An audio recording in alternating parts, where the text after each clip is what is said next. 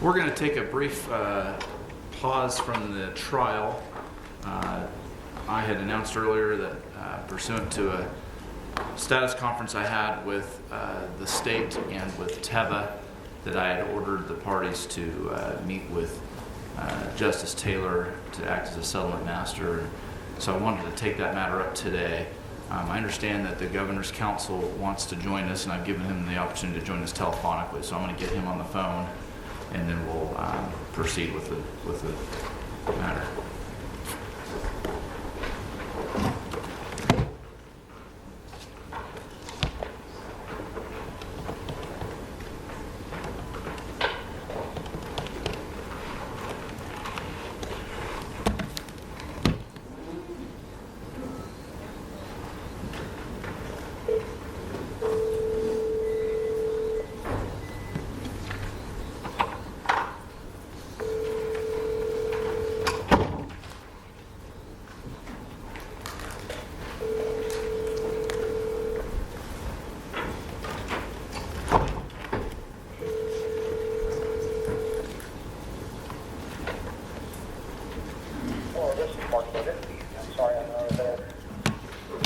If one of you want to try calling too, then we can put your phone up there.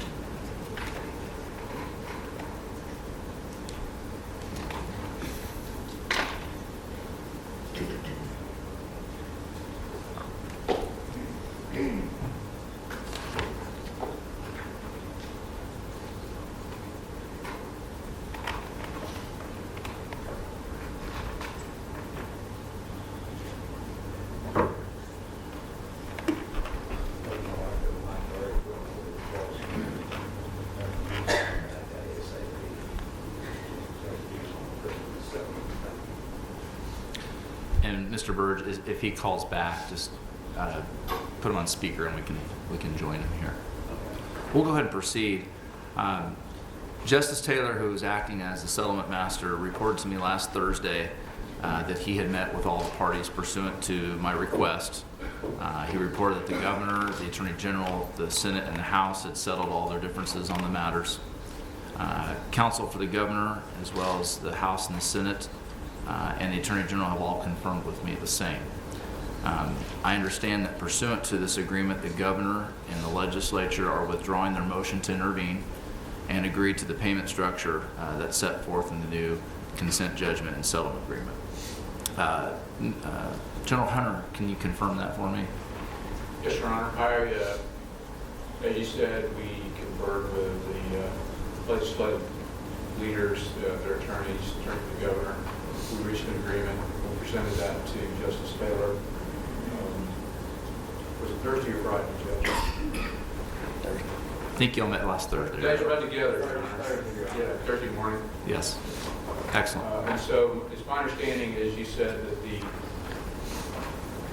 motion filed by the legislative leadership of the Governor being withdrawn pursuant to that agreement. That's correct. That's what's been represented to me, and I just want to make sure we confirm that. The state and Teva have amended all the documents to reflect their agreement. I've also reviewed the proposed consent judgment and the attached settlement agreement, and note that the parties took care of some of the issues I had with regards to those definitions of settling parties and releasors. Also, where the settlement proceeds are to be deposited and maintained. The terms of the consent judgment call for $85 million to be paid for or paid from Teva to the state of Oklahoma. That will be deposited within 3 business days. It will. The terms of the exact language of the agreement states that it shall only be for the abatement of the nuisance related to the opioid crisis pursuant to future appropriation. Specifically, that money will be deposited in the opioid lawsuit fund. I've included the transcripts of our May 24th and June 17th Teva settlement court proceedings as part of the Teva settlement record at the suggestion of Special Master Taylor. Those transcripts contain clear statements of all involved that this settlement does not release any potential claims of the cities or counties. Furthermore, I've been informed that as a consequence, the political subdivisions led by the City of Oklahoma City have withdrawn their pending motion to intervene. So I'm approving the revised consent judgment with the settlement agreement and ordering that they shall be promptly filed with the court clerk's office and released to the public. I want to thank the parties for working together, cooperating. Justice Taylor gave me a report that everyone was great to work with, and I know there's been a lot of effort put forth just in the past couple of days by Mr. Merkley on behalf of his client, Teva, and the Attorney General's team. I also want to publicly thank Justice Taylor for a great job in getting everybody together quickly and getting this matter resolved. So I think everyone benefits from that. So I will get that signed and filed at this time.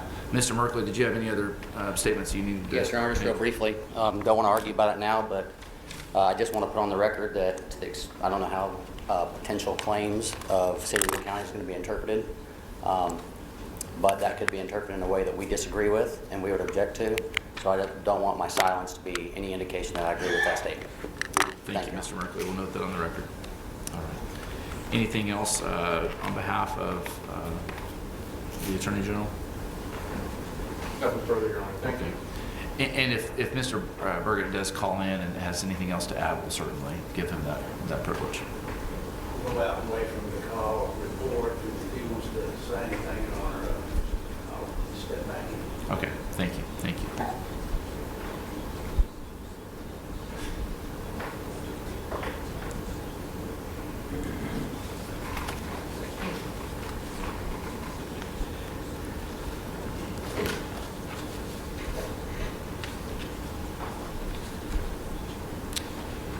Do you want to do this one?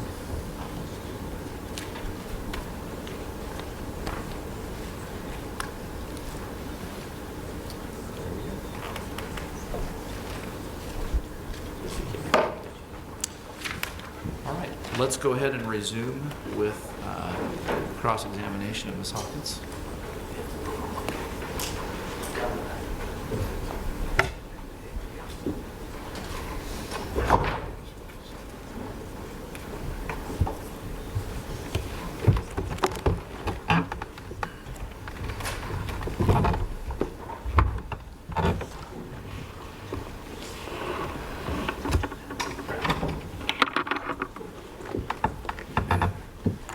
Good afternoon, Ms. Hawkins. Hello. We left off, we were about to shift gears slightly from school funding to community prevention, which we have in T13. Correct?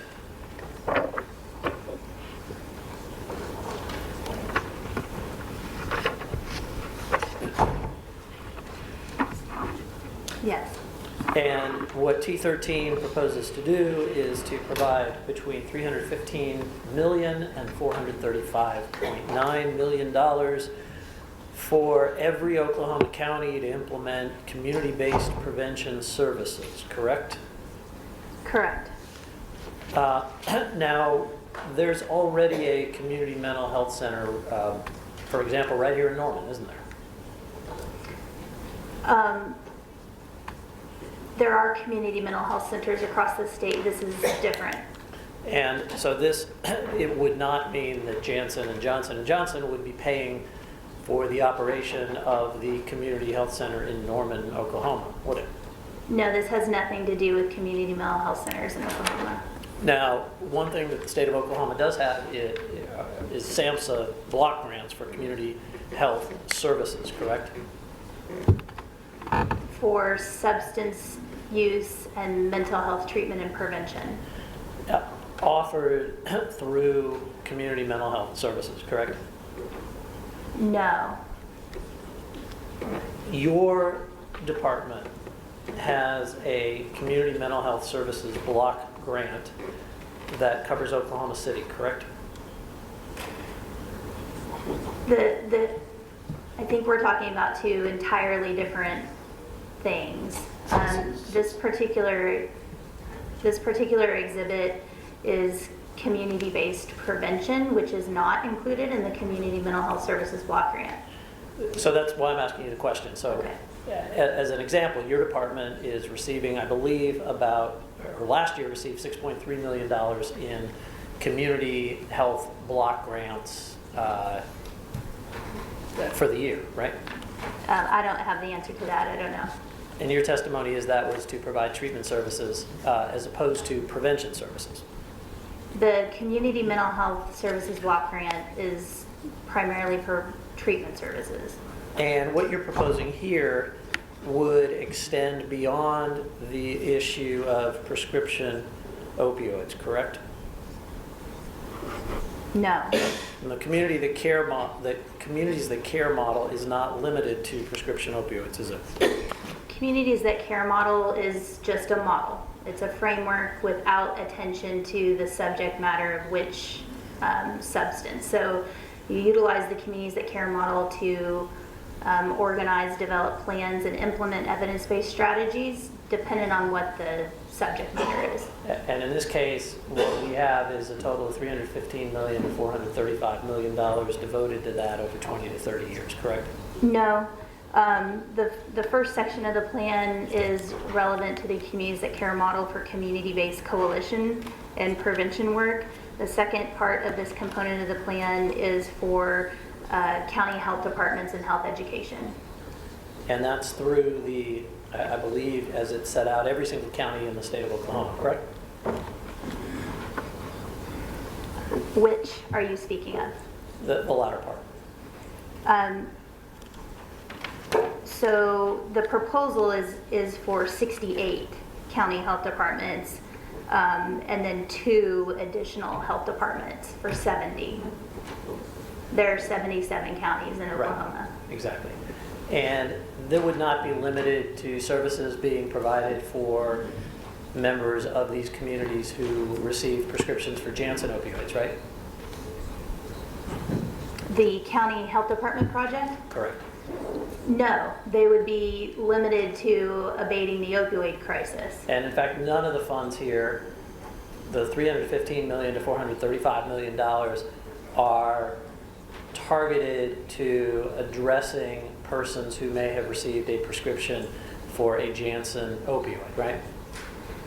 People would not be eligible for services based on whether they had a prescription for a Janssen or a Johnson & Johnson product, because the state's case is about the defendants causing the opioid crisis. Right, because as I think we've heard on numerous occasions throughout the trial, the case isn't about Janssen and Johnson's drugs, right? The state's abatement plan is to abate the opioid crisis, not to abate the Janssen's Nucynta crisis or Duragesic crisis. It's to abate the opioid crisis. Okay, I think we're on the same page with that. The relatedly, T14 provides for higher education discretionary prevention funds, right? Correct. And that's between $173 and $239 million, correct?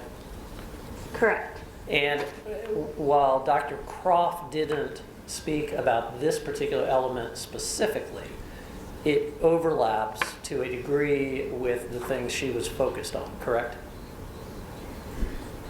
This overlaps to the other things she testified to? Is that what you're asking? Correct. It's related. It's higher education prevention, and that was one of the subjects she talked about last week, correct? This component of the plan relates to the higher ed population, yes. Right, and it adds $173 million to $239 million on top of what she spoke about when she testified last week, correct?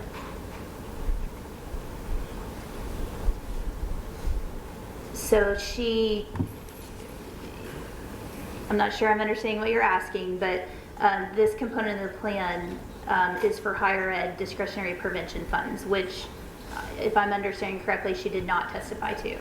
Right, and she didn't testify to this specifically, but relatedly, she did testify to things like counselors at institutions of higher education. She talked about various types of mechanisms that are specifically targeted toward both prevention and treatment in that setting, correct?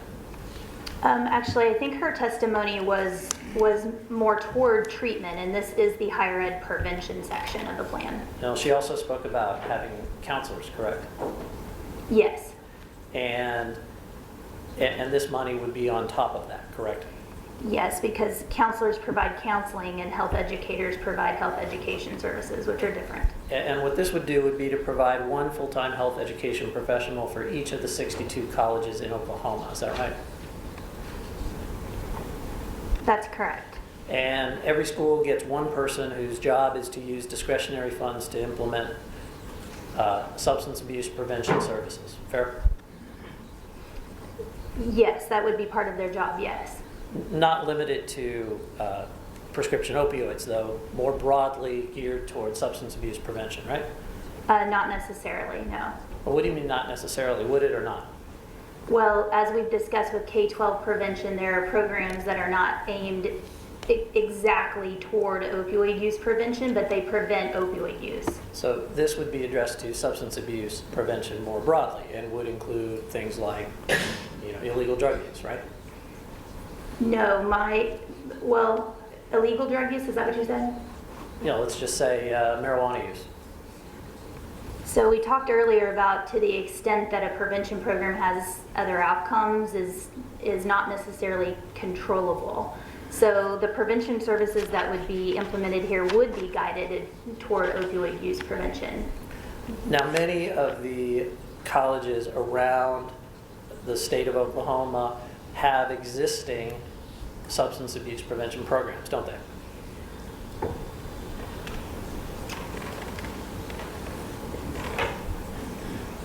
There are some campuses with health educators on their campus, yes. So, for example, Oklahoma State University has a prevention program, a community anti-drug sort of prevention program, correct? I don't know what you're talking about.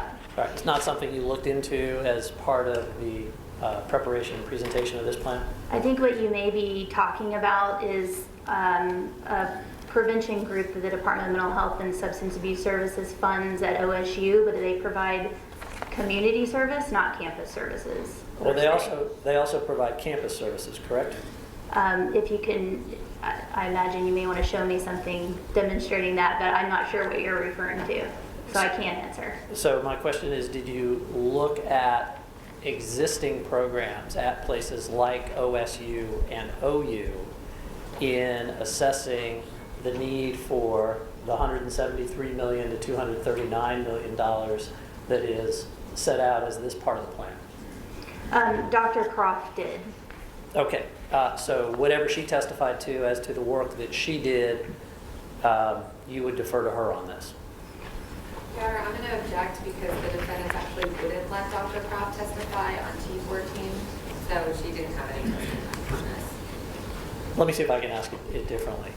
So from your perspective, you, and at the end of your testimony on Friday, you endorsed basically the recommendations of the sections that Dr. Croft was responsible for, correct? Correct. And to the extent she played a role in this part of it, you would endorse her recommendation here as well, fair?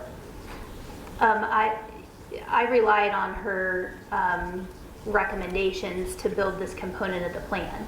Okay, and fair enough. And she has testified, and I'm happy just to leave it at that. You're relying on her recommendations. Yes. Is that okay? Yes. All right. The T15 is a section of our plan. If we can go to that, Ms. Conway.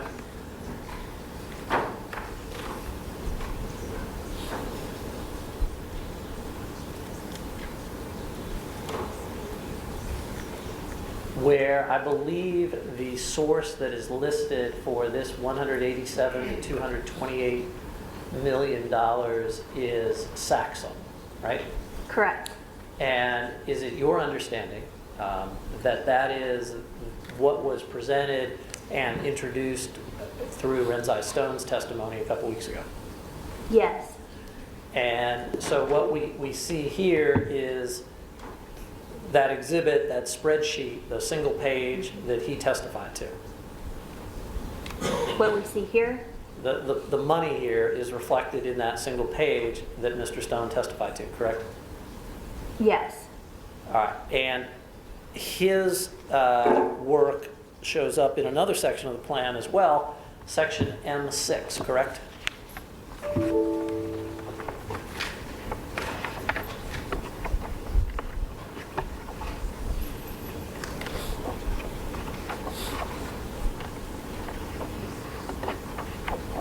Counter detailing. Yes. What page number do you have? I am sorry, but I don't have a You don't have page that. site.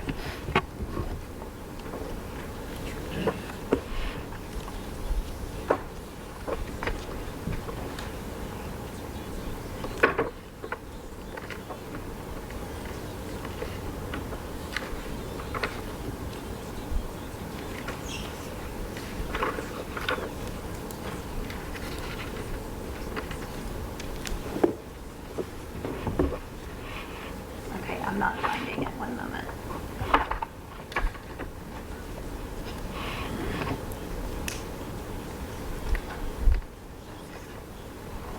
While you're doing that, I'm going to grab something here, so please take your time.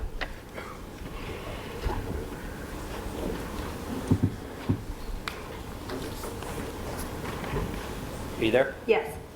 All right, and that M6 references $4 million, right?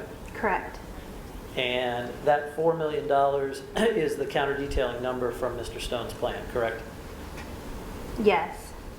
And I take it then that you would defer to Mr. Stone as to the details of what that $4 million is supposed to accomplish and how. Fair? Well, I understand what it's supposed to accomplish. Now, what Mr. Stone testified to was that that was supposed to, through counter detailing, spread a message, right?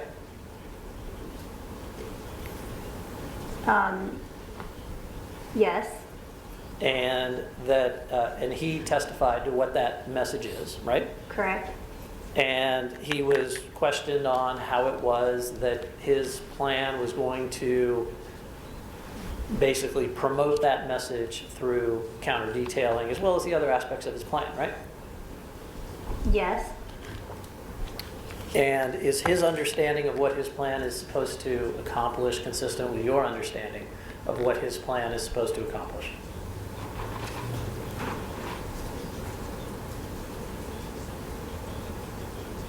So I didn't watch all of his testimony, so you'll have to tell me what he testified to. Well, is it your understanding that the plan that was presented by Mr. Stone is intended to advance and promote a message through public education and counter detailing? Yes. Okay, and you wouldn't disagree with him about what his portion of the plan that he came up with is supposed to accomplish, would you? No. Okay.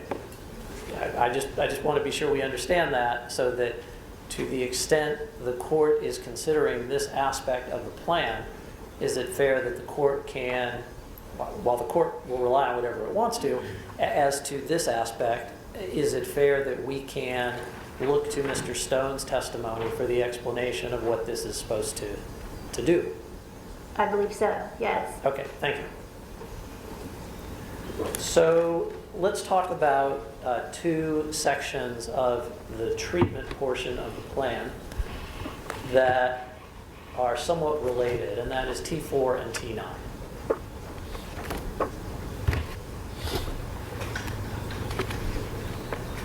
And Ms. Conway, if we can bring up T4.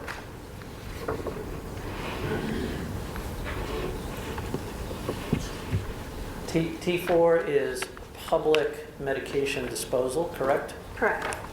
And T9 is, if we can bring up T9, is pharmacy disposal, correct? Yes. And we see the cost components are very different. It's much smaller for public disposal than for pharmacy disposal, correct? Yes. And that's because the scale of the pharmacy disposal program it just includes more pharmacies than the plan envisions for public disposal sites, correct? Yes, and the cost per site, I think, too, play into it. Now, you are aware, I assume, that we can go to, I think, 2 Walgreens within a mile and a half of this courthouse that have pharmacy disposal capabilities. Are you aware of that? Yes, my own Walgreens has it. In fact, many Walgreens stores throughout the state of Oklahoma have that already, correct? I don't know how many do. Not something you looked at in connection with preparation of the numbers we see in T9? The director of the Oklahoma Pharmacy Board, or I should say the interim director, put forth this professional recommendation that all sites maintain a pharmacy disposal site throughout the state of Oklahoma. How many pharmacy disposal sites total are necessary to allow disposal of Janssen opioid medications? The purpose of the disposal sites is to abate the opioid crisis, not only to accept Janssen products. So it's not geared toward and apportioned toward addressing the need for disposal of Janssen's medications. Fair. Well, it is, but it will also collect additional opioid medications. So the extent when you set up a disposal infrastructure throughout the state, let's say even for Janssen's products alone, other product, to the extent that other products get disposed is what it is. And this disposal infrastructure would actually be available for more than just opioid medications, correct? There's nobody standing at the box screening every medication that's coming in. That's just not how it works. You Right. set up the box, things are put in it. Right, so the volume of medication disposal that would be served by this $159 to $219 million would be for anybody who wanted to drop off any medication and safely, as is a wise thing to do, safely dispose of any medication, correct? Yes, And people could drop off over-the-counter drugs, couldn't they? yes. And let me ask you this. So Janssen and Johnson & Johnson under this plan would be paying for pharmacy disposal capabilities at privately owned pharmacies like Walgreens and CVS, right? Yes.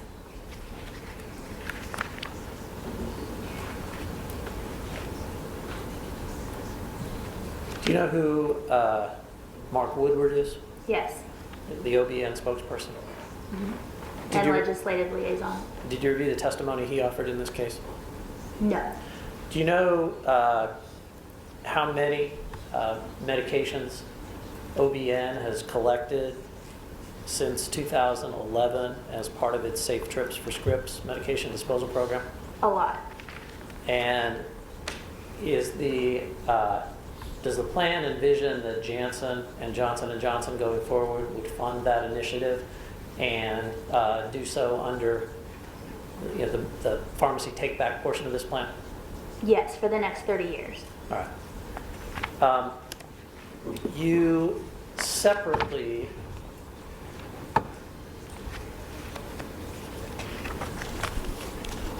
have a very lengthy, say it's lengthy because it's a number of pages and it required you to read quite a few numbers. You have a section C1 which is entitled Enforcement and Regulatory.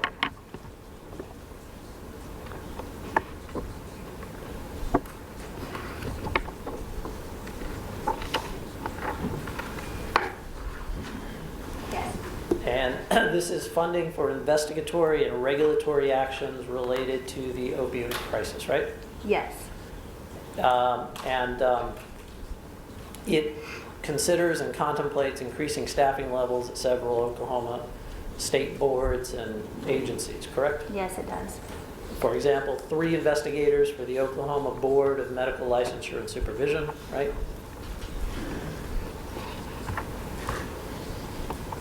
Yes, 4 more nurse investigators and a prosecutor for the Oklahoma Board of Nursing, correct?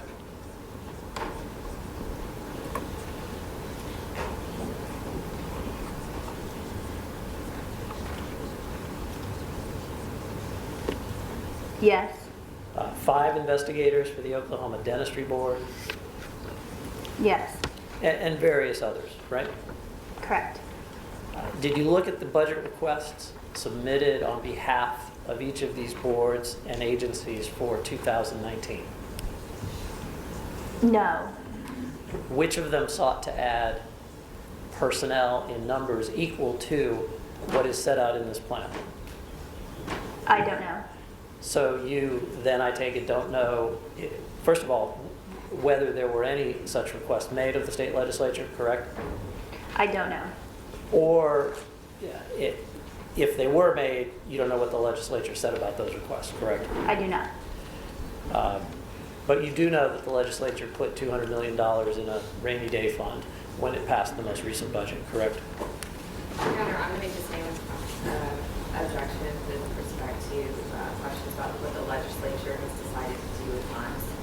It's a simple question of whether she knows, Your Honor, and I'm not planning on following up down I'll that road. sustain, it's outside the scope. All right. So, can you identify a single case of diversion or illegal use of opioids that, just take one as an example, the Oklahoma Veterinary Board has been unable to investigate due to a lack of investigative personnel? Can I identify a singular case? A single case of diversion or illegal use of opioids that the Oklahoma Veterinary Board has been unable to investigate due to lack of investigative personnel.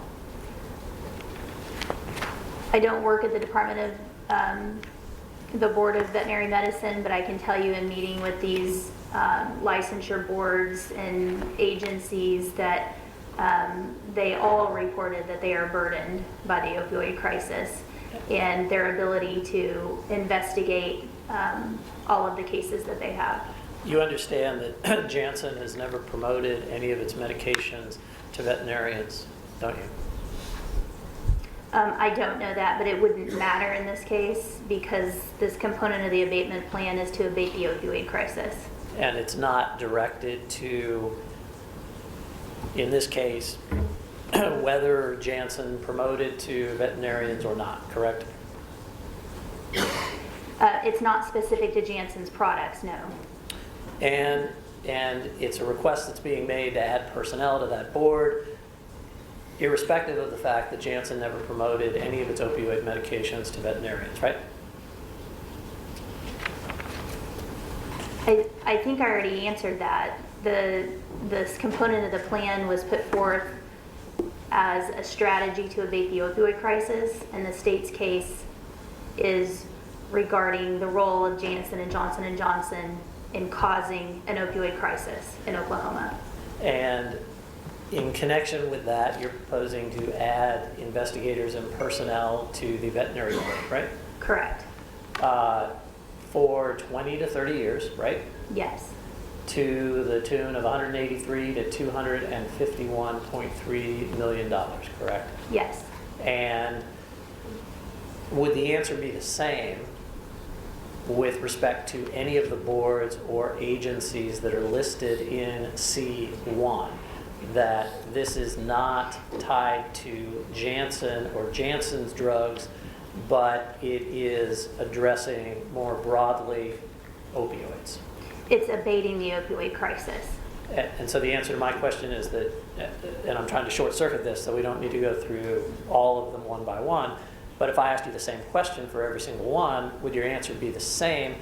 These numbers are not numbers of investigators needed to address diversion or illegal use of Janssen's opioids, right? Janssen's and others. All opioids, right? The opioid crisis, yes. Do you know how many people total the plan that you presented proposes to employ? I haven't counted that, no.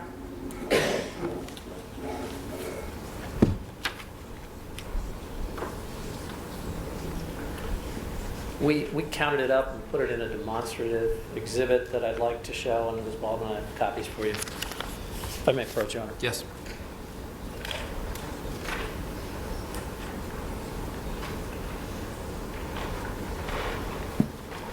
We'll put these up on the screen as well. Thank you. Let Ms. Baldwin review it first. No objection. Permission to publish. All right, so if we can bring that up, Ms. Conway. It's this one. So we did it category by category, and we started with T1 through 15, which includes the school counselors, and we came up with 1,342 people in the first year who would make combined salaries of $77 million. Do you have any reason to disagree with that? Well, I don't have a calculator here. Okay. Let's go to the next category. So we looked at D1 through D7, and we added that to T1 through 15, and we came up with 1,387 Are people. there additional slides? Because it's not matching what I have. It builds to a total that's reflected. Oh, here. it's animated or? Yes. Okay. Yes, and we're building to a total. Okay. And let's add the next one, Ms. Conway. If we add M1 through M7, we got to 1,454 people making $98 million. And then if we pull up the next one, Ms. Conway, we added N1 through N3, we got to 1,455 people making $98 million. We go to the next, we got a couple more. C1 took us up to 1,503 people with a salary totaling $106 million. And then I believe we have one more, P1 through 4, which takes us to 1,734 people making $123.5 million. That's just year one, extending through the duration Your Honor, is there a of this question? program. This is just Mr. Brody testifying and throwing pictures up on the screen that Ms. I've Hawkins gotten- doesn't I've even have in gotten- front of her with no questions. I'm at the point where I'm asking a question, Your Honor. Go ahead and ask your question. And my question, Ms. Hawkins, is does that sound at all incorrect or just off the wall to you? That the plan that you've presented would employ 1,734 people at a salary of $123 million? Well, first of all, I haven't done the math myself. So what I can tell you is that I've already testified that these costs and these interventions are reasonable and necessary. These are people projects. When you treat 35,000 people for opioid use disorder, you're hiring people and you're treating people with clinicians. When you're conducting prevention and putting school counselors in schools, those are people and salaries. So it's all relative, and it's relative to the size of the crisis that's been created and the response that's required. So we've talked a lot about the scope of the problem, which we could revisit, but related to the scope of what's going on here in Oklahoma and the needs that are currently unmet and the interventions that must be put in place to undo the crisis, it's entirely necessary to have the appropriate amount of persons in place to provide these services. So we're going to talk about the 35,000 people who are envisioned for the T1 and T2 portions of the plan. And we're going to get to that. But I'll represent to you that the plan doesn't propose to hire the professionals who are going to provide all of that treatment. It merely focuses on funding with a very small contingent of people to coordinate. Is that right? Well, there are coordination services, yes. And those, So when a contract is let out for treatment services, for example, you're absolutely putting in place people to oversee that contract, to monitor compliance, to make sure that the services are quality. So there is monitoring, contract compliance, oversight, training, technical assistance, program administration, reporting, evaluation. All of these services that would go along with a plan of this size are necessary. I wouldn't think that anybody would suggest doing it without those personnel in place. and my point was a little different. My point was simply that the treatment services that the plan proposes to provide under sections T1 and T2 do not contemplate hiring that many people. The bulk of these, vast majority, are from other parts of the plan, correct? Well, I'm not exactly sure what you're adding, having just seen this for the first time, but the scope of the plan is large, and I think that point remains. So how many people do you propose to add to address section T1, which is the provision of treatment services?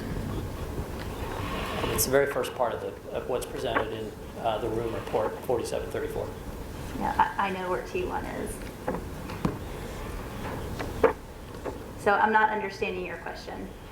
My question, How many people do I propose? how many people are proposed in that part of the plan, T1, to be employees to implement, facilitate what's going on here?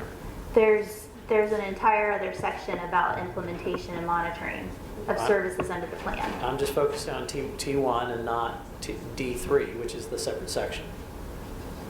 So again, I don't understand what you're asking then. If you look at T1, you have it in front of you. Yes, How many people there, employees, does the plan propose to address T1, the provision of treatment services? well, there's an inclusion of 3% administrative, so there would be personnel under that cost. Okay, so those are additional people, and I'll Yes. represent to you that we didn't count the additional 3% in the 1,734. So I take it from your testimony that if we didn't add additional employees for the 3%, that the number would be even higher, is that right? If they're not in there, it would be higher. Okay, well, what we have in there, if we go to the next slide, we did the math on the total, and that would be 1,734 people at an average salary of $71,225. Does that sound right to you? I have not done these calculations, so I have no impression of that. Each of the salaries to hire personnel within the plan were comparable with other similar positions. Okay, and one of those is the hiring of school counselors, who I believe are allocated in the plan at $55,000 per school counselor. That's in T12, right? I believe that's correct. And so if we go to the next slide, we took them out, and we're left with another 587 people who will make an average salary of $102,928 if we did the math right. Does that sound high to you?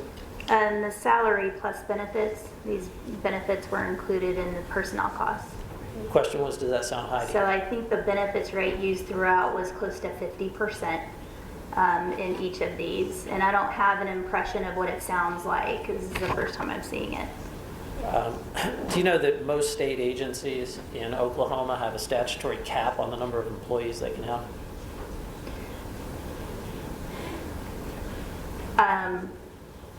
I don't think that relates to this plan at all. We're putting forward evidence-based interventions to abate the opioid crisis and their costs. So is that a yes, you are aware of that? I understand there are FTE counts at each agency, yes. And that most agencies have a statutory cap on the number of employees they're allowed to have? I'm not familiar with that. Assume that I'm correct, that most agencies do have, and since you're an expert witness, I can ask you to make an assumption, and I can ask you a hypothetical question. Assume I'm correct that most agencies have a statutory cap on the number of employees. If awarded money for more full-time employees and the legislature doesn't change the statutory cap, what happens? Your Honor, I'm going to object on two fronts here. We're back to the legislature again, and Ms. Hawkins already testified that she doesn't know that what Mr. Brody's even saying is correct. Your Honor, I'm entitled to ask her to assume it's true. She's an expert witness. I'll overrule. I don't know what actions the legislature would take or not take. I'm not in a position to say anything about what the legislature may or may not do. Okay, so that's not something that you yourself considered in coming up with the plan, right? What was considered is what was required to abate the problem and their costs. Right, and so you did not consider what would happen if money were awarded for more full-time employees and the legislature didn't change the number. That's just not something that you yourself, as part of the work you did to present to the court. That's not something you considered. That's correct. All right. If we go back one slide, Ms. Conway. 1,734 people. That's, as I understand it, is that approximately the number of employees currently in your department? At the Department of Mental Health and Substance Abuse Services? Correct. I don't know that count off the top of my head. All right. All right, you can set that aside. Okay. Mr. Brody, are you done with this? Yes. Let's go ahead and mark this as Court's Exhibit 105. Yep. Thank you.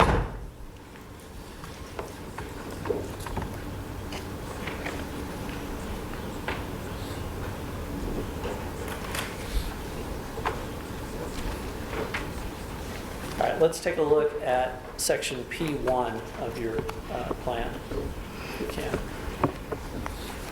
And if I can find it.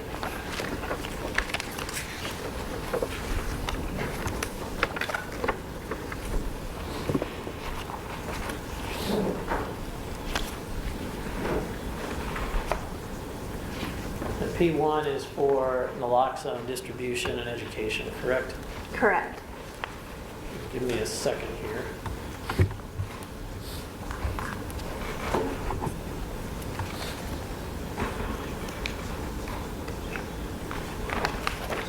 And this portion of the state's plan calls for expenditures of $29.5 million to $42.9 million over 30 years, correct?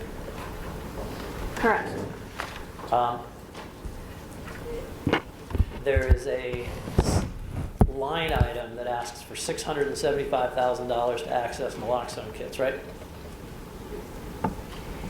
There's a line item for 1.1 million, and of that, 675,000 are for naloxone medication. Now, how many naloxone kits is that? I believe that at a rate of about $75 per kit, that's about 6,000. We could do the math. I think it's about 6,000. It would be about 10,000 probably, right? Maybe I'm doing the math wrong. I don't have a calculator, sorry. I'm Okay. I don't want to tell you wrong. And that's every year up through 20 years, 25 years, or 30 years, correct? Correct. And there is no allocation for a reduction in the expenditure over time, as we are presumably abating the opioid crisis and in the process minimizing the need for naloxone distribution as those numbers go down, correct? There is no planned reduction in naloxone request. So are you assuming that there will be no reduction in the need for naloxone distribution for 30 years as part of the plan? No, what we're planning for is a continued need for naloxone as a prevention measure. Okay, and if the need, and with no reduction in the need for naloxone over 30 years, correct? With the intervention will remain constant. So also with the addition of newer guidelines that are leaning towards persons who are getting opioid prescriptions should also have a naloxone kit, the need may grow depending on prescribing rates. Right, and if the plan Well, let me ask you this. If this plan is working, do you envision prescribing rates going down? I would hope so, yes. But even if prescribing rates go down, and let's assume that every single doctor in Oklahoma follows the state's prescribing guidelines when writing opioid prescriptions. You're familiar with those guidelines, correct? Yes. Even if every single doctor in the state follows those guidelines with every single prescription, we will still have cases of opioid use disorder in all likelihood because it's a risk associated with the use of opioids, right? Well, in your example, following the guidelines, incidents should go down Right. at some point, but it's, we're still in the top 10 states for opioid prescribing in the country. So it should go down, but this portion of the plan does not account for and assume any reduction in the need for naloxone, right? No, because you have to continue to provide naloxone in the community in order to perform rescues. Even if, what the plan provides for is the same level of naloxone distribution being funded going out 20 to 30 years, doesn't it? Yes, the plan has the naloxone intervention at the same rate for 30 years. With no reduction based on any predicted reduction in prescribing or reduction in need for naloxone, right? So, in my opinion, it will take at least 20 years to start seeing, I think, the types of reductions that you may be suggesting, and probably I also testified Friday too, I believe, if I remember correctly, about the predicted worsening of the crisis. So for the next 10 years, we may see an even higher need for naloxone than we're planning for. And then by the time we get to the 20th year, we hopefully will have seen some of the prescribing rates start abating and coming down. But this particular service has to continue, or else you don't get a prevention effect. So are you assuming no net progress toward abating the opioid crisis for the first 20 years? That's not what I said. Well, as I understood it, you said we might go up over the next 10 years and then we might start to come down and we'll get to a point at 20. I'm just trying to figure out where you're saying we're going to be at 20 years such that there will be no reduction at all in the need for naloxone kits. There are models of naloxone distribution in terms of the number of naloxone kits that you have to have circulating in a community. And in addition to that, we have EMS, fire, law enforcement, doctors, corrections, substance use treatment, and other sort of resources that require naloxone. So for every person who is getting an opioid prescription and who's also using alcohol, for every person who has opioid use disorder and is then receiving treatment, for every person who had opioid use and then was incarcerated and let out. I mean, there's any number of high-risk groups during this period of time for which you would require naloxone in the community. I'm not saying that the number of deaths would not go down. What I said was it will take a minimum of 20 years. Minimum of 20 years before the number of deaths goes down? Not necessarily. I mean, there may be some reductions, but we don't know for certain. Because I'm sorry, go ahead. Go ahead.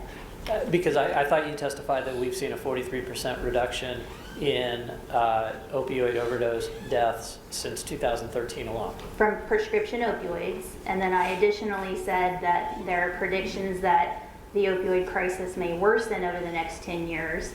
And in Oklahoma, we've seen an increase in illicit opioid deaths. So the state, you mentioned various circumstances in which naloxone may be required, correct? Correct. And the state has received and continues to receive federal grant money to cover some of that treatment, doesn't it? Treatment or for naloxone? For naloxone, yes. Yes, we have some grant money for naloxone. For example, the CDC's preventative health and Health Services Block Grant that the state has been receiving since 2009 includes naloxone training and distribution for emergency medical personnel and volunteer fire departments, right? There are grants in the state that are paying for some naloxone, yes. And that's actually one of the grants that's included in the list of grants that you have at the back of your notebook. Yes, there. likely. And there have been SAMHSA grants to your department to cover overdose prevention, education, and naloxone distribution, correct? Correct. I believe the state received $1 million for that in 2016, Yes. is it? And another $1 million in 2017. Yes. There is a SAMHSA grant for an Oklahoma First Responders Naloxone project, correct? Correct. And that runs until 2021, right? I believe so. And the state of Oklahoma has distributed Narcan nasal spray to Oklahoma sheriffs and their deputies, correct? Yes.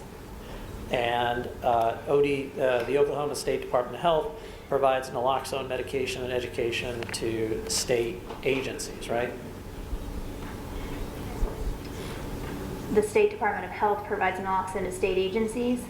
Yes. I'm not familiar with that.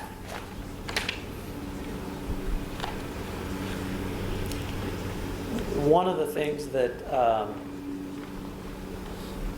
I believe your chart or your timeline of actions taken to address the opioid epidemic included was providing state agencies with naloxone medication and education, right? Yes.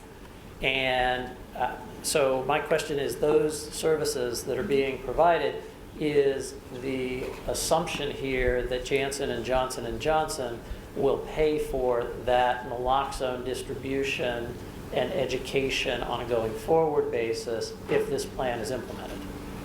Yes, because those grant funds come from taxpayer dollars, and the taxpayers should not have to pay to abate the opioid crisis. Okay, so this is sort of shifting that cost, that burden from the grant money, from how it's currently being provided over to the defendants in this case.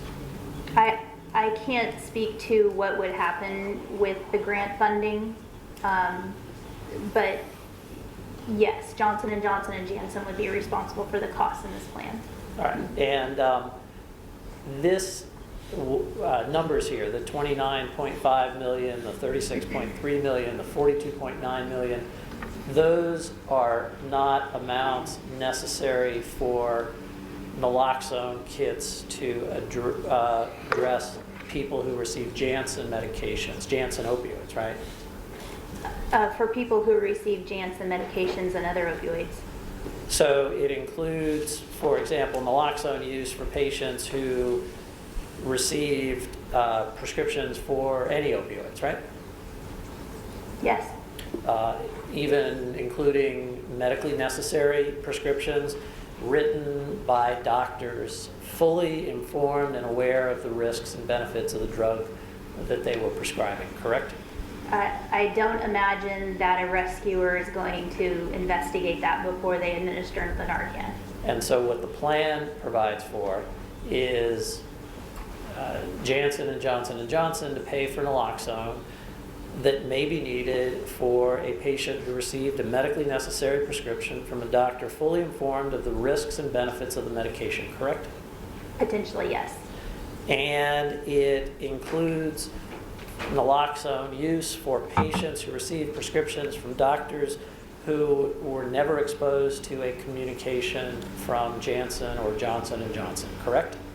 Yes. It includes naloxone use for patients who receive prescriptions from doctors who have never prescribed a Janssen opioid, correct? Could you ask that again? Isn't that the same question? Slightly different. Okay. It includes naloxone use for patients who receive prescriptions from doctors who have never prescribed a Janssen opioid, correct? The prior question related Yes. to communications. Correct. All right. It includes naloxone use for people who were never prescribed any opioid by a doctor, such as those who obtain the medication illegally, correct? Correct. It includes naloxone for people who took illicit drugs, correct? Yes. All right. The same thing is true for P2, which is grief support services. Those are not going to be limited in any way to persons who have been impacted and have a need for grief support services as a result of the prescription of a Janssen opioid, right? As a result of an opioid overdose. So, Correct. Correct. So it's not restricted to, and this calculation of $20.8 million to $28.7 million is not restricted to grief support services that might be necessary related to persons who receive Janssen opioids, right? It will include persons who receive Janssen opioids and others. Maybe, maybe not, right? We just don't know. It'll be for opioid overdose. Unrestricted, correct? I don't know what the criteria will be for these particular groups, but the intention is to help abate the opioid crisis with these grief support groups for people who have lost loved ones to opioid overdose death. And what the plan provides for is $1.19 million for at least one grief support group in 17 service regions for those impacted by overdose death, correct? Correct. And have you determined where those 17 locations are? Yes. So you've specifically identified here are the 17 places where we're going to have grief support groups? Well, we utilize the service regions of the community mental health centers. Okay, so it's tied specifically to that.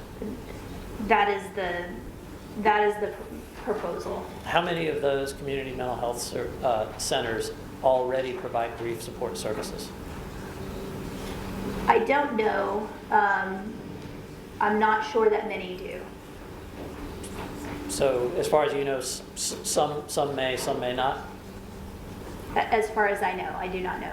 And irrespective of how many already provide those services, what the plan proposes to do is have the cost of those services shifted over to Janssen and Johnson & Johnson for the next 20 to 30 years, right? You use the word shifted. I say that this is the cost of hosting those groups, and the defendants would pay for those costs. And if those are currently being paid for already and being provided at those community health centers now, what the plan would do would say going forward, Janssen and Johnson & Johnson, you're going to pay for those, right? Operationally, I don't know how that would work, but yes, that's my understanding. And irrespective of whether there are other grief support services already available in those communities, such as through churches or support groups, right? Correct. And let me ask you this, what level of need for grief support services do we have to reach in order for this aspect of the opioid crisis to be deemed abated? These interventions work as a comprehensive plan. And so in my view, you wouldn't treat them, one page at a time as they've been organized here for the purposes of this document.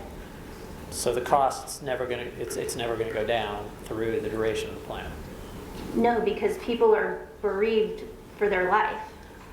And no matter what reduction in the number of opioid-related deaths we're able to ultimately achieve in the state of Oklahoma, the level of services that the plan requires Janssen and Johnson to fund will not go down.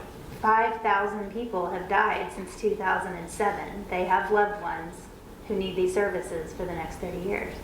That wasn't my question. My question was, no matter what reduction in the number of opioid-related deaths we are able to achieve in the state of Oklahoma over time, the amount of money provided each year will not go down, right? The services do not go down over the 30 years. They're required. So the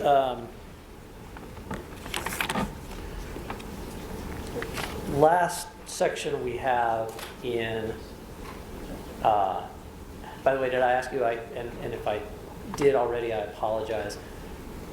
These grief support services, I think I did, so I apologize for asking again.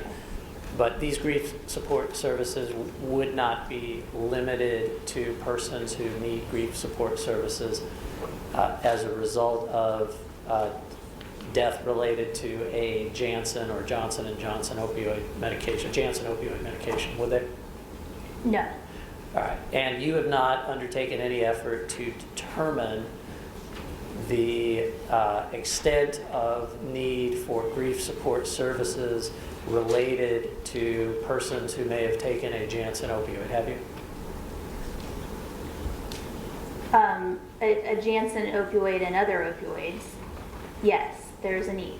Right, but you have not undertaken an effort to determine what is the need for grief support services, additional grief support services, if any, associated with persons who may have been exposed to a tragedy related to a Janssen opioid, correct? It's broader than that.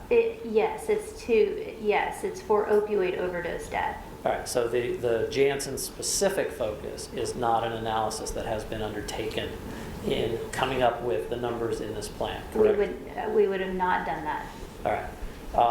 The last aspect of section P of the report that I want to talk to you about is P4, because we already covered P3 with Dr. Croft last week. You were here for part of that testimony, correct? Yes, for part of it. All right. And this is the Syringe program, right? Correct. There isn't anything in this that would be tied to persons who took Janssen opioids, correct? Well, yes, to the extent that somebody requires syringe services who took Janssen products. Right, but you didn't undertake any effort to determine how many people, if any, that is, right? We would not have done that. All right, so the numbers here, 492 million, 597 million, and 693 million are statewide estimates of a statewide syringe service program, not limited to any need tied to persons who took Janssen opioids, right? They're not limited. Anyone who is using opioid products or heroin, and since we know that heroin is highly comorbid to prescription opioids, would be allowed to utilize these services. How many heroin users in Oklahoma have ever received a prescription for a Janssen opioid? I don't know the answer to that. Not something you calculated in the course of coming up with the numbers in the plan here, right? No, but 1 in 15 people who utilize prescription opioids non-medically have been documented to go on to try heroin. Are you sure about that? I believe I am. And what is that statistic? I know you cited it in your testimony on Friday. What do you believe that statistic is based on? You mean the source? Correct. Or you want me to restate what it says? No, the source. So that is provided both on the National Institute of Drug Abuse website, and it's cited through, it's either a JAMA article or an article using CBISC data. I can't remember which one. Are you familiar with the Mahuri study? I believe that's the one you're referring to with the That CBISC data. possibly could be it. And for the benefit of the court, that's CBHSQ, correct? I believe so. And that was a data review that was undertaken in to come up with those statistics? Yes. And the 1 in 15 number, where do you, let me ask you, that 1 in 15 number is 1 in 15 heroin users, correct?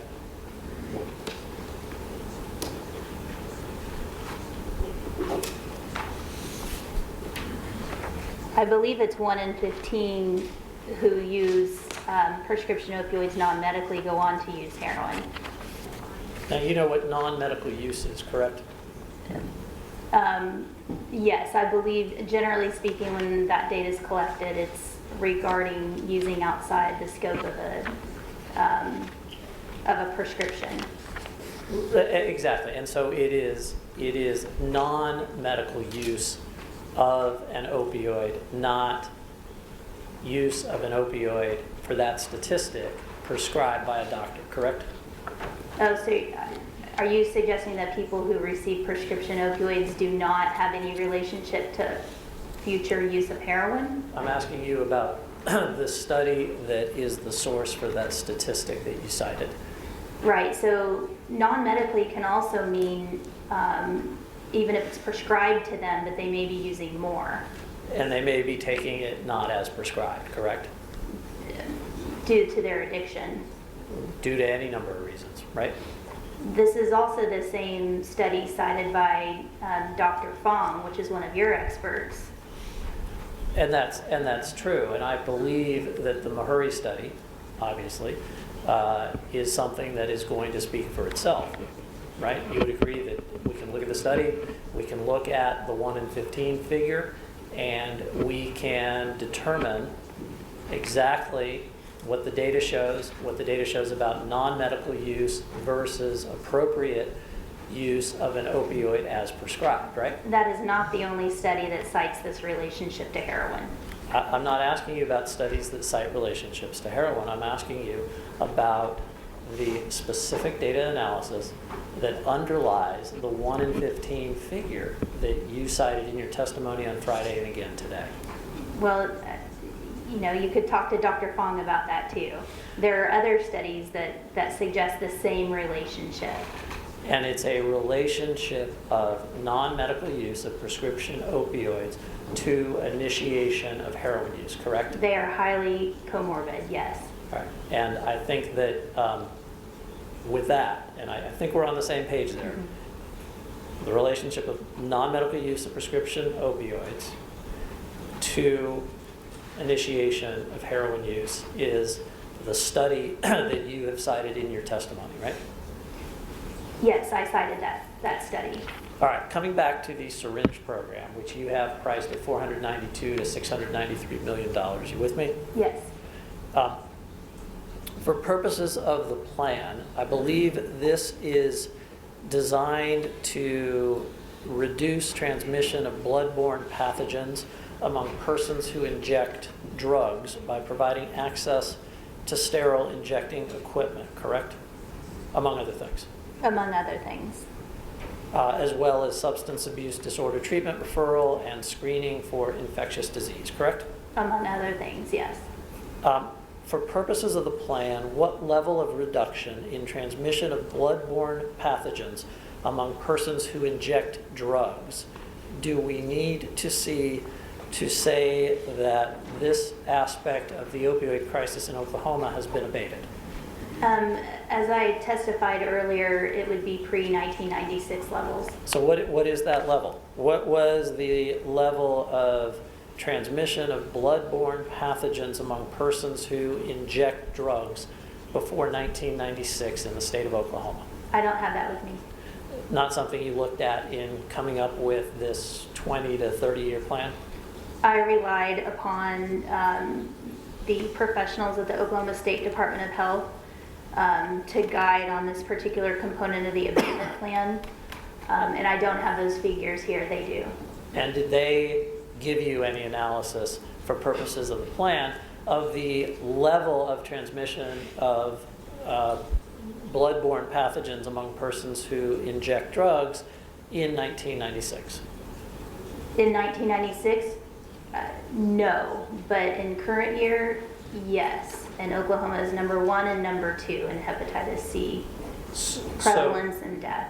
So they didn't give you any sense of the number that we're shooting at here, right? The 1996 number that we're supposedly shooting at? They did not provide that number to me, no. Okay, That would be something that we would build into the evaluation plan. And they didn't provide you then any analysis of, for example, how far we will be toward that goal in, say, year 5, right?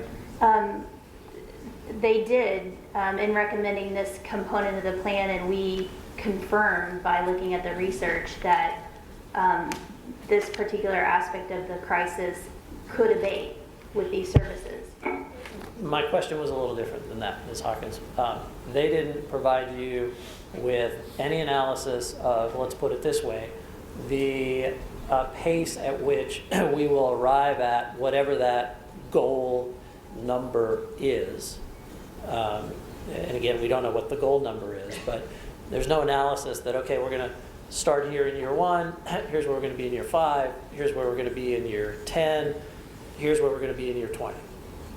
I think I've explained earlier that that level of analysis would be built as part of an evaluation plan at a different stage. Okay, it hasn't been done yet. Not to my knowledge. All right. Let's go to, excuse me, T3, which is the helpline that you talked about.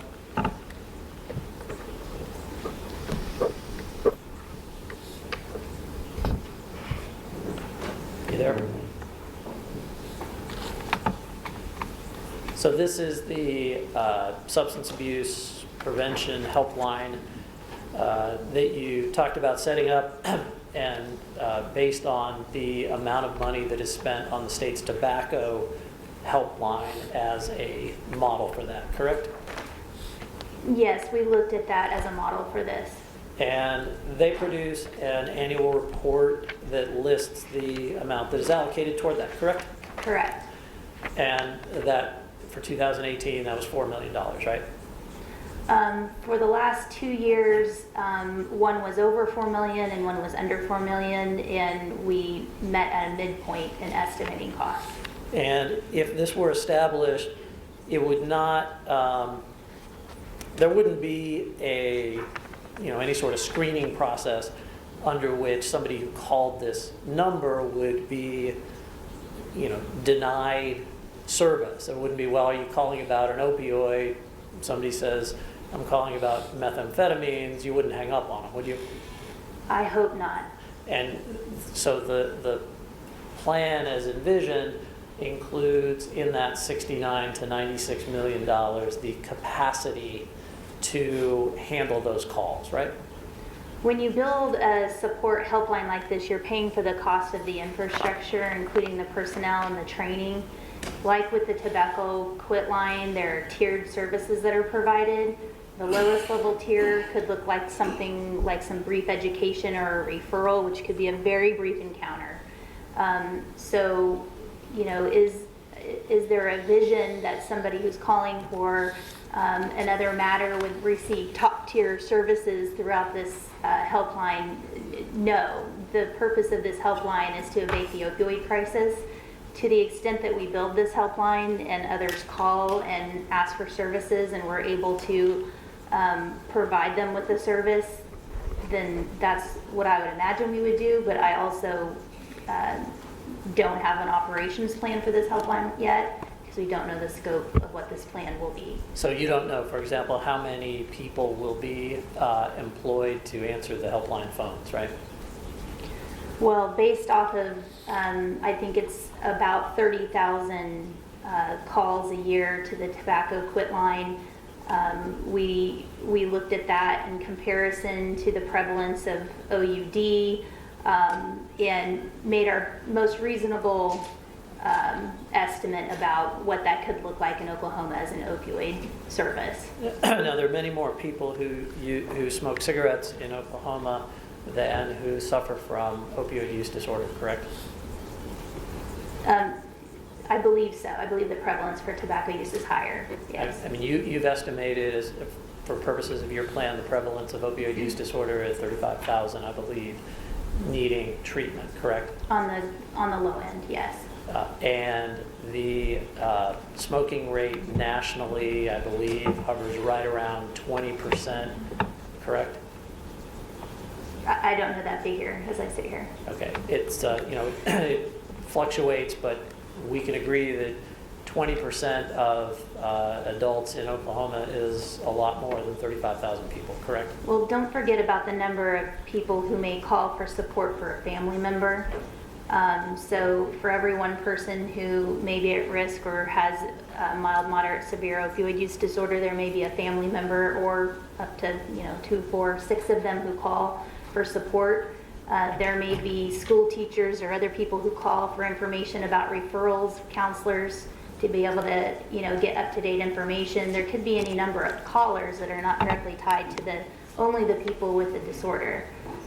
Just as might be the case with tobacco use, a family member who's concerned about a loved one who's struggling to quit smoking, or a school counselor who is looking for information about how to address cigarette use at a high school, right? I'm not sure if the number of callers the Tobacco Quit line gave me was the number of services they're providing or the number of incoming calls. I would have to look into that. Okay, not something you've looked at, but something you would envision ultimately looking at as part of the implementation process you've been talking about. Certainly.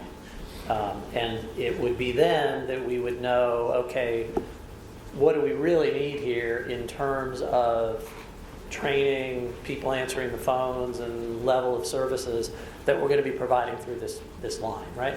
I've already testified that this component of the plan is reasonable and necessary. I believe that it is, and I believe that our numbers are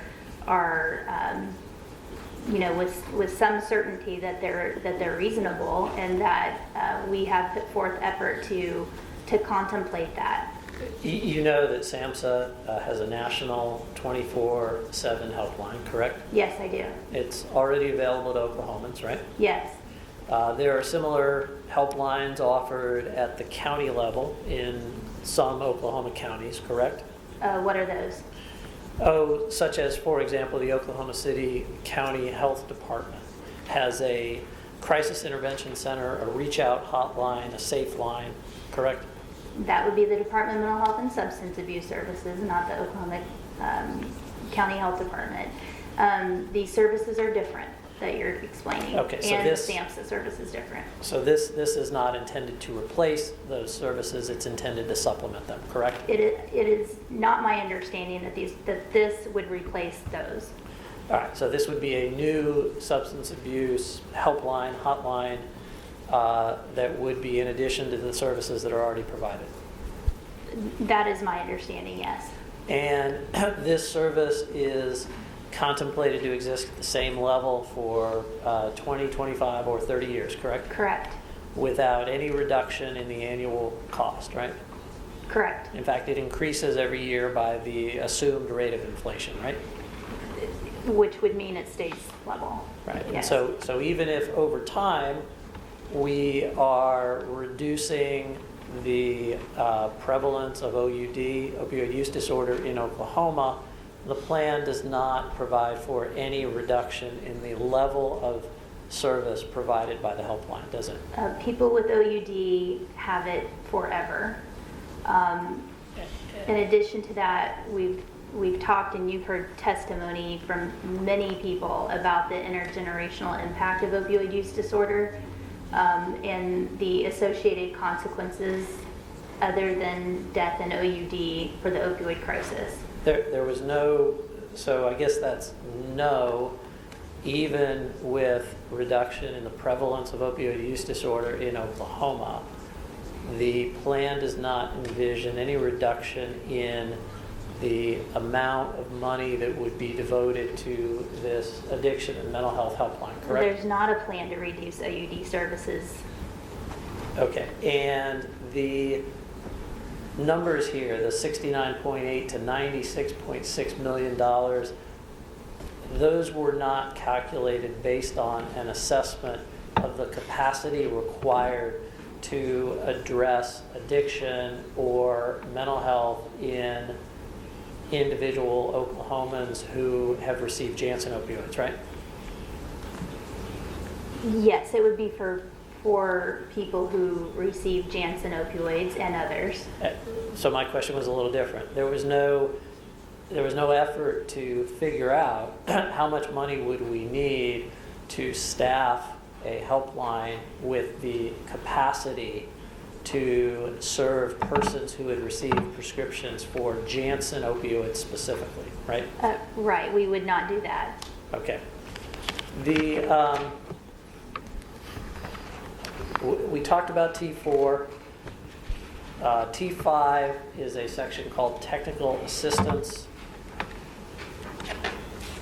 which is described as training and evidence-based practices for opioid assessment and treatment, including medication-assisted treatment and therapy, right? Correct. And that is priced at $16 to $22 million, correct? Yes. And it's described, I believe, as 12 disseminations per year, isn't it? Yes. And that's essentially 12 meetings, right? No. Okay. Let me describe it differently. 12 disseminations each Yeah. year, Yes. plus an annual conference. Correct. And let me ask you this. How many of these services are already provided in Oklahoma today?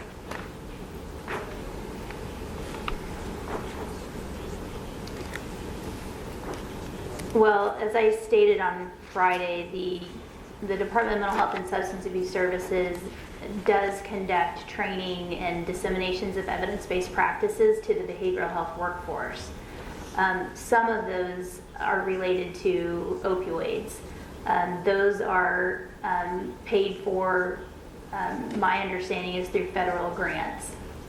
So, for example, are you referring to something like the MAT expansion project that's funded by the Agency for Healthcare Research and Quality? I don't think that's the same thing that we're talking about here.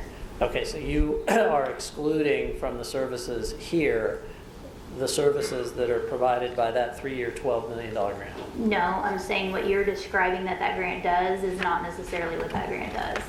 Okay, and so this is what you're envisioning here in terms of your technical assistance for MAT is something that is entirely separate from the AHRQ grant, correct? I'm not sure that we're on the same page. Basically, that grant, my understanding, is to expand medication-assisted treatment and waiver training. And that is done so across many different disciplines, including healthcare providers. This particular component of the plan is to work specifically with the behavioral health workforce to expand their ability to implement evidence-based practices in the treatment and prevention of opioid use disorder. So it's not necessarily to waiver these people, which I think is where you're going.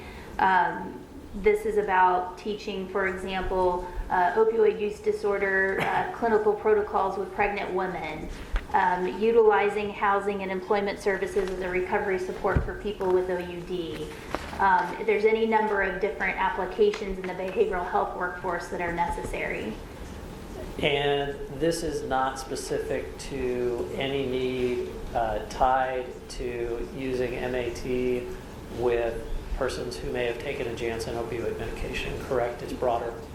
Yes, it is tied to people who have opioid use disorder from Janssen medications. And in all addition others, to that, others who have opioid use disorder due to the opioid crisis. And you made no effort to determine the level of technical assistance that would be required in order to address opioid use disorder and provide medication-assisted treatment to persons who may have taken a Janssen opioid, correct? Correct. All right. T6, you've addressed specialty courts.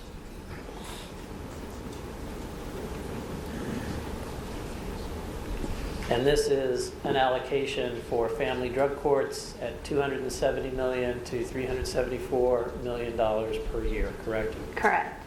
And we see no reduction in the costs during the entire 20 to 30 year time period, do we? Correct. And let me ask you this, as with everything else we've looked at, is not tied to a need for family drug courts to provide services to people who may have taken a Janssen opioid specifically. There was no effort made on your part to do that calculation, correct? Correct. And you do understand that there are various grants that the state of Oklahoma has received for development of family drug courts, correct? I'm not familiar with those specifically, but if there were, this plan puts forward that Johnson & Johnson and Janssen, not the taxpayers, would pay for these services. Okay, so for example, if the United States Department of Justice in October of 2018 had awarded money for new family drug courts, the idea would be, let's not rely on that grant money. Let's have Janssen and Johnson pay for that, right? Again, I don't know how that would specifically operate. We may operate 65 courts So instead of 60. you didn't take into account the funding that is available from the Department of Justice in your assessment of the need to spend $270 million over the next 20 years, correct? So it's not discounted here for that. And when you proposed this service, you didn't mean to exclude, for example, methamphetamine, cocaine, or marijuana-related issues, correct? No, the design for this is to abate the opioid crisis. But you did not intend to exclude problems like methamphetamine, cocaine, and marijuana, correct? What do you mean? These courts, once they were established as family drug courts, would not be limited to persons with opioid-related drug problems, correct? I didn't say that. I believe they are designed to serve people with opioid use disorder. So if somebody has a methamphetamine addiction and they require services that would be provided by a family drug court, we're going to say, no, sorry, these are only for people who have opioid-related issues, not methamphetamine-related issues. I don't know what the operations or the eligibility criteria will say, but they were included in this plan to abate the opioid crisis. Okay, but you didn't intend to make any sort of pronouncement in coming up with these dollar figures that if, say, somebody landed in some sort of criminal jeopardy that required or would benefit from a family drug court because of marijuana use, you're not contemplating that they would be excluded, right? I'm sorry. You'll have to rephrase your question. I'm not understanding your question. These are designed for people with opioid use disorder. Okay, but my question is a simple one. If somebody has some criminal activity related to marijuana and they need and could benefit from the help and services that are provided through family drug courts, would they be excluded from being a part of a program in any one of these 60 family drug courts? I think I already answered that, and that I don't know what the operations plans will be for this, but they are contemplated here to abate the opioid crisis. Okay, and that's ultimately, I mean, you've said that's what this plan is. This is the state's abatement plan, but I'm just trying to drill down and figure out operationally the level of services that are contemplated by this $270 million to $374 million. And as part of that, I'm trying to understand whether we will have opioid-only family drug courts in the state of Oklahoma. I think I've already answered this. You asked me how they were contemplated. They're contemplated to abate the opioid crisis. They are designed to serve persons with opioid use disorder. We do not have an operations plan for this, so I don't know what decision ultimately would be made about somebody who only had, for example, some other substance use disorder. I don't know. Okay. Your Honor, I can run through T7, and then it might be a good time for an afternoon break before I go into T1 and T2 to wrap it up. Yeah, why don't you go through T7 first? All right. So let's talk about T7, which is transportation services. And this is contemplated to be $104 to $144 million, correct? Correct. This would not be limited to transportation for persons who had treatment needs related to taking a Janssen opioid medication, correct? It would be more broadly available, right? Correct. How many people are going to be served by this service? The costs here are estimated based on $35,000. And this is the same $35,000 that we'll talk about after the break that are contemplated in section T1, correct? Yes. All right. And how will this overlap, if at all, with the Sooner Ride program? What do you mean? So you understand that the Oklahoma Healthcare Authority offers a Sooner Ride program at this point in time, correct? Yes, this is what this is based on. And so this is another instance where something that is currently being offered by Sooner Care, by Medicaid, will be taken over and funded by Janssen and Johnson & Johnson, correct? Were the costs for these services for these persons who are receiving opioid use disorder treatment, those costs would be covered by Janssen and Johnson & Johnson. Okay, and Janssen and Johnson funding would replace the existing funding under this plan that is currently provided through the Medicaid program in the Sooner Ride program, correct? Or adding to, I don't know which. So I don't know, again, what will happen with any funds that are already dedicated toward that. That would be outside my authority.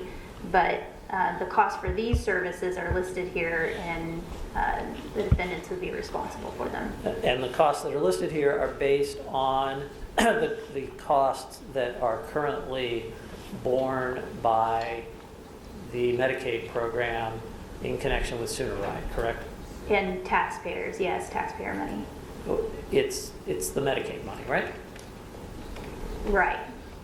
Okay, Your Honor, this might be a good time for a break before the final stretch. Thank you. Let's resume again at 3:30.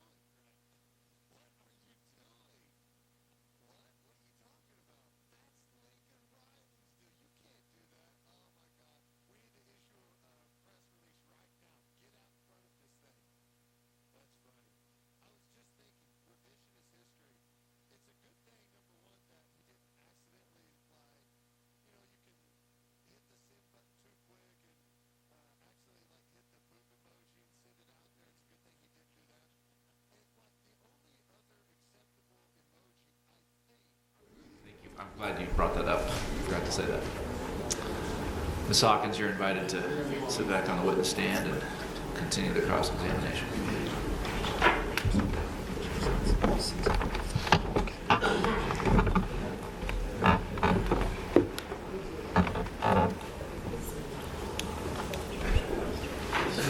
So Ms. Hawkins, we are in the home stretch here. We've talked about a number of sections of the plan, in fact, just about all of them, but we haven't hit the biggest one, which is T1, correct? T1, yes. And Ms. Conway, if we can bring that up. So T1 and T2 are both related to addiction treatment services. There's a treatment services category and a supplementary services treatment category, correct? Yes. And on addiction treatment services, we see a 20-year total of $4.1 billion, correct? Yes. And a 30-year total of $5.8 billion, right? Yes. And I believe you testified that that was based on the treatment services required for 35,000 people, is that right? Yes. And we looked at that on Friday afternoon, correct? Correct. Now, in the first year alone for T1, we're talking about $232 million, aren't we? Yes. All right, and if I may approach Your Honor with an exhibit, I'm going to, J627.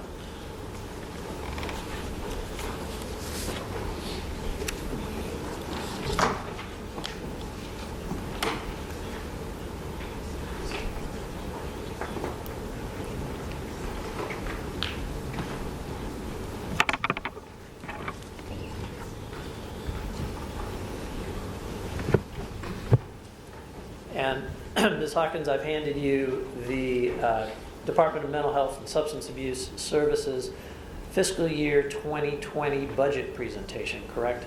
Yes. And this is a presentation for prevention, treatment, and recovery services, correct? Yes.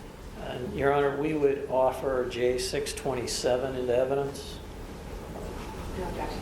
J627 will be admitted into the evidence.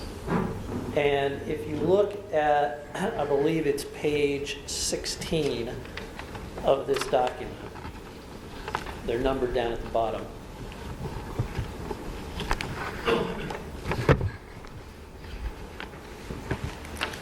We can see the fiscal year budget request, correct? Correct. And can we publish that, Your Honor? Yes, you may.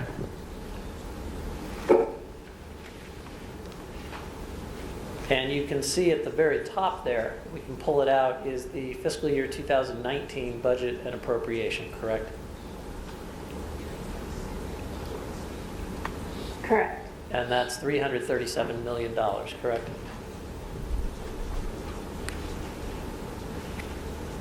Yes. All right. And so the $232 million that would be provided in Part T1 of the plan you have presented is a little more than 2/3 of the entire fiscal year 2019 budget for your department, correct?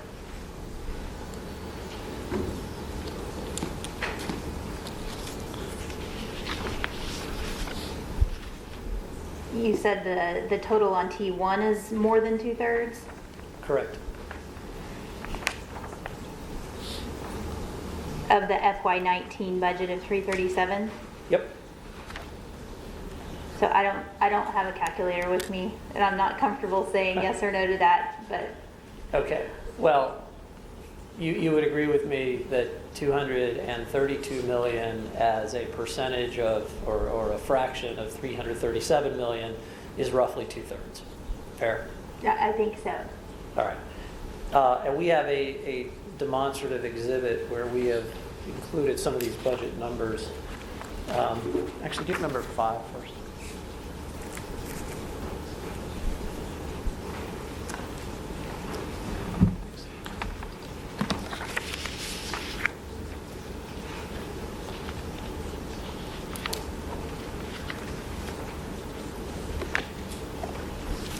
May I approach, Your Honor?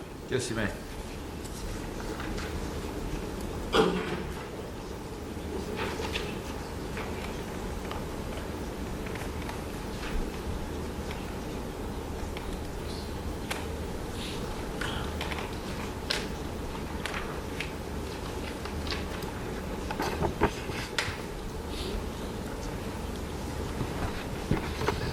And if there's no objection, we'd like to display this.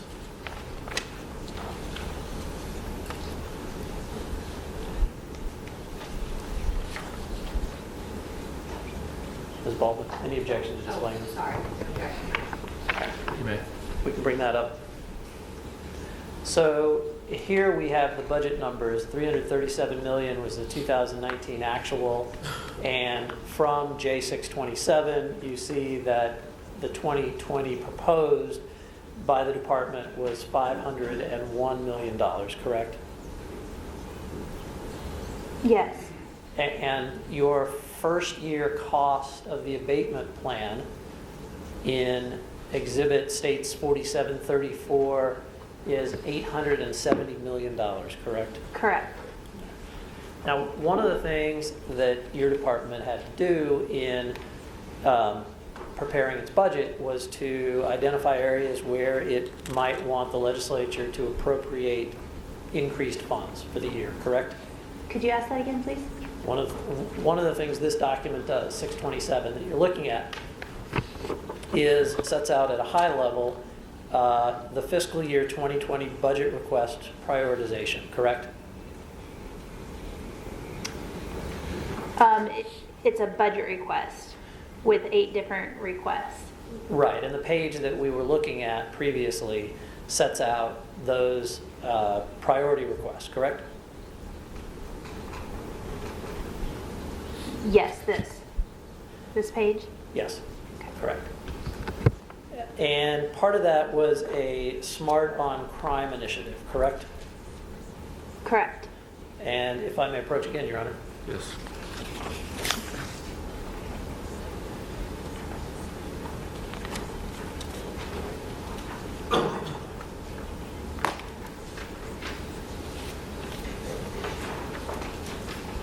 you.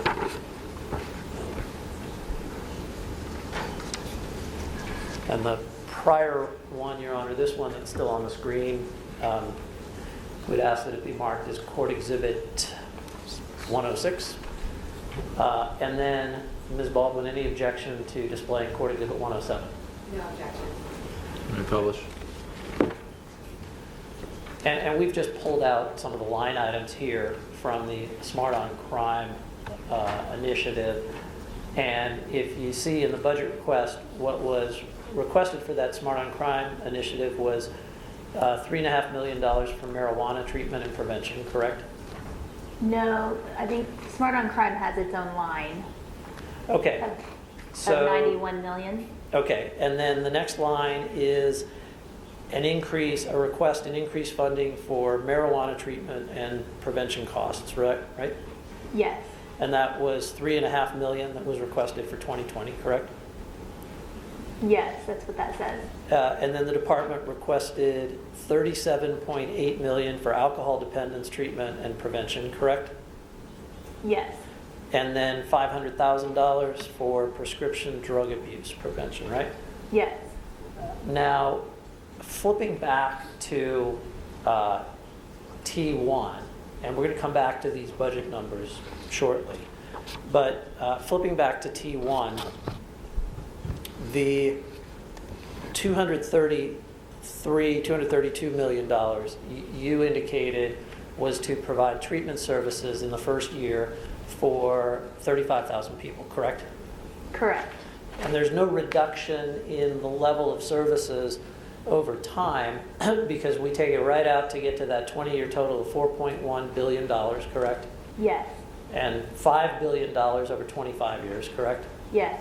And $5.8 billion over 30 years, right? Yes. And you indicated that one of the sources for the 35,000 people was the NSDUH survey, NSDUH, correct? Yes.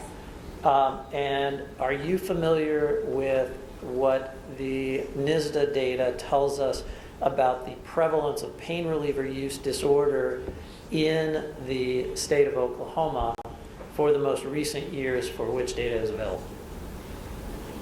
Yes, I don't have the figures in front of me.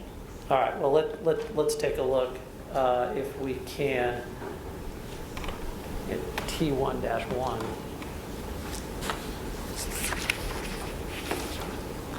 And we have a demonstrative where we've pulled this out because it's a little bit hard to read, but the NSDUH data was also something that I believe was the basis for the second page of the slide deck that you used in your presentation to the court last Thursday, where you presented the pyramid starting with one prescription and cascading down, right? That was a CDC sourced infographic. Right, which also cited... Utilized some NSDA data, yes. Right, utilized the NSDA data as well. So I'm just going to mark this to refresh your recollection on that number that you can't recall. And are we at J3937? Yes. And if I may approach, Your Honor. You may.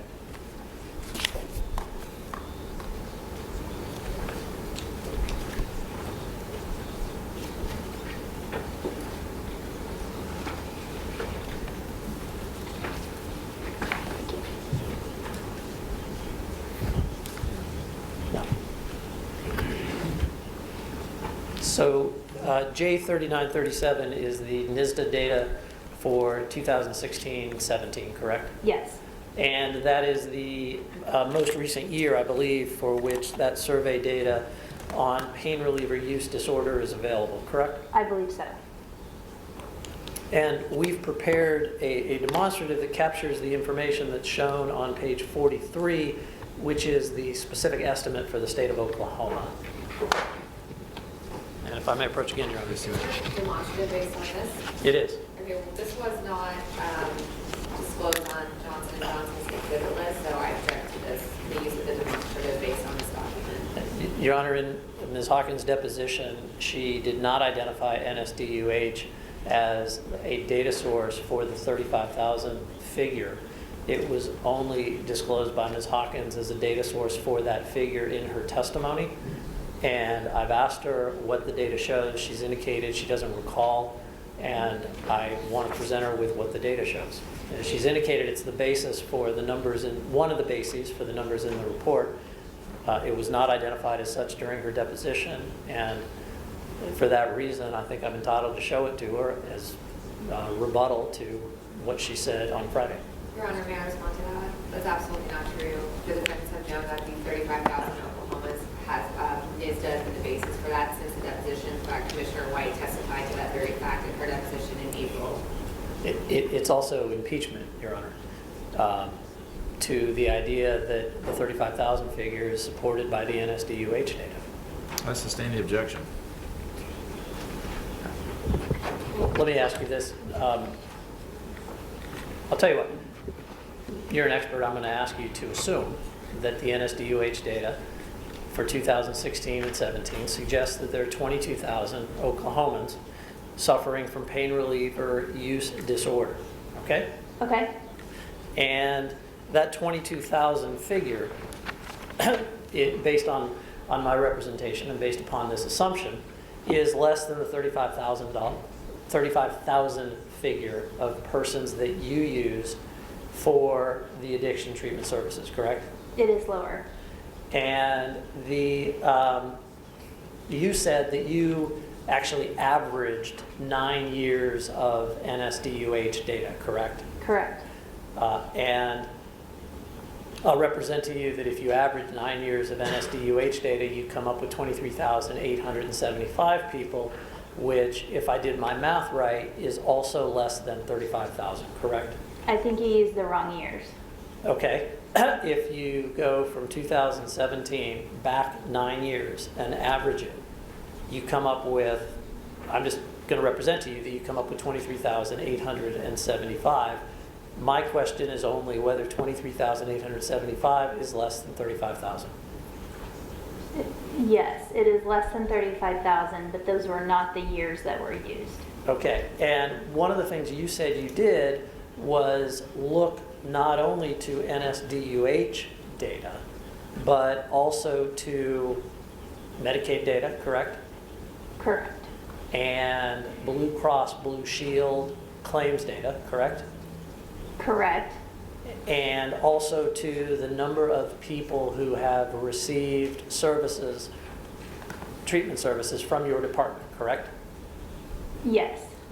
And all of those things combined resulted in the 35,000 number, correct? It's a little more complex than that, but yes, they equal 36,000. Okay, equals 36,000. And how is it more complex than that? The Blue Cross Blue Shield data was used as an estimate that was applied to all third-party payers. So we used that rate and applied it to the number of Oklahomans who have private insurance, assuming that the Blue Cross Blue Shield was close to whatever other third parties are seeing in OUD. Okay, so what you did is you sort of took that number and extended the estimate out beyond, to an estimate of the number of persons in the state of Oklahoma with private insurance, right?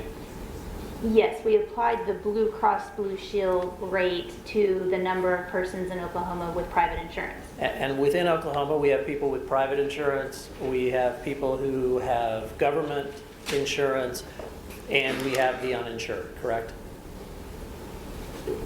Yes.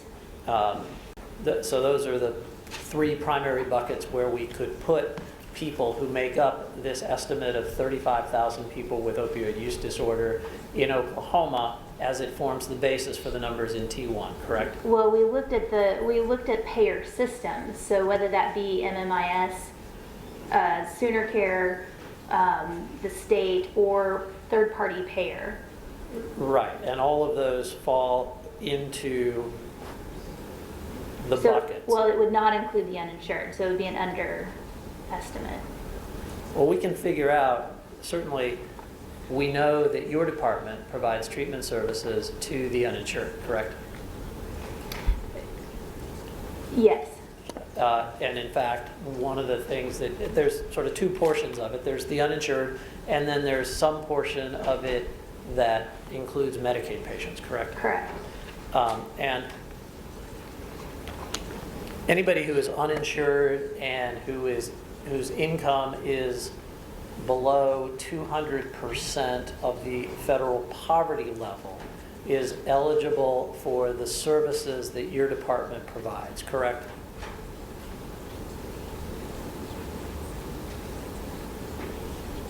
I believe so. All right, and so when you add those people in, then we get our three buckets. We have the uninsured, we have government insurance, whether it's a state health plan or Medicaid, and then we have private insurance, which is another payer system, right? Okay, yes. And the 35,000 people includes those who have private insurance, correct? Yes, based on that one analysis using the Blue Cross Blue Shield estimate. And so these numbers that we see here, the 4.1 billion to 5.8 billion, includes provision of treatment services funded by Janssen and Johnson & Johnson to Oklahomans who have private insurance, correct? Yes, it does. Even if, for example, Blue Cross Blue Shield, as one example, provides extensive behavioral health treatment services, both as part of its HMO plan and the other plans that it offers in the state of Oklahoma, correct? Correct. But the idea is Janssen would then pay for that, right? Yes. And Blue Cross Blue Shield of Oklahoma would benefit from that, correct? By not having to fund the provision of behavioral health treatment services for Oklahomans with opioid use disorder, correct? This plan would cover the cost for insured or uninsured. So Blue Cross Blue Shield, as an example of one payer, would not have to pay for its insureds to undergo treatment for opioid use disorder, correct? Yes, this component of the plan would cover all Oklahomans. And it would also cover, and what is also included here in these estimates, are persons who are currently receiving services from Medicaid, correct? Could you ask that again? This includes people who are currently receiving treatment that is being reimbursed by Sooner Care, correct? Correct. And that would include the federal contribution of 62.38% that the federal government pays to Oklahoma Medicaid, correct? Correct, although the federal government would not pay for that if it were not billed. So so I guess, I mean, you're not saying that Oklahoma would turn down whatever percentage of this $4.1 to $5.8 billion would otherwise be provided by the federal government if services are provided by Medicaid, correct? All I'm saying, and I don't know operationally how that would work, is that this plan contemplates coverage for OUD services for all Oklahomans that require it, no matter the payer source. Okay, even if they have insurance, Yes, even if they are covered by Medicaid, correct. even if they are part of a state employee health plan, right? Yes, All right. And the $35,000 then is not in any way an estimate of the, for example, some underserved need for treatment in the state of Oklahoma, correct? it's a conservative estimate of prevalence of people with mild, moderate, or severe opioid use disorder. So I am correct that it is Yes. not an estimate of some sort of underserved need, correct?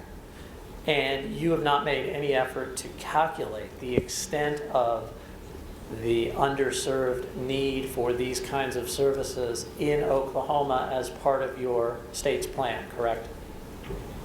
The state plan lays out covering Oklahomans who require OUD services. And that's, excuse me, any Oklahoman who requires OUD services, even if they already have coverage for those services, right? Correct. Do you know how many, well, let me ask you this. It doesn't matter how they wound up being diagnosed with OUD, correct? Correct.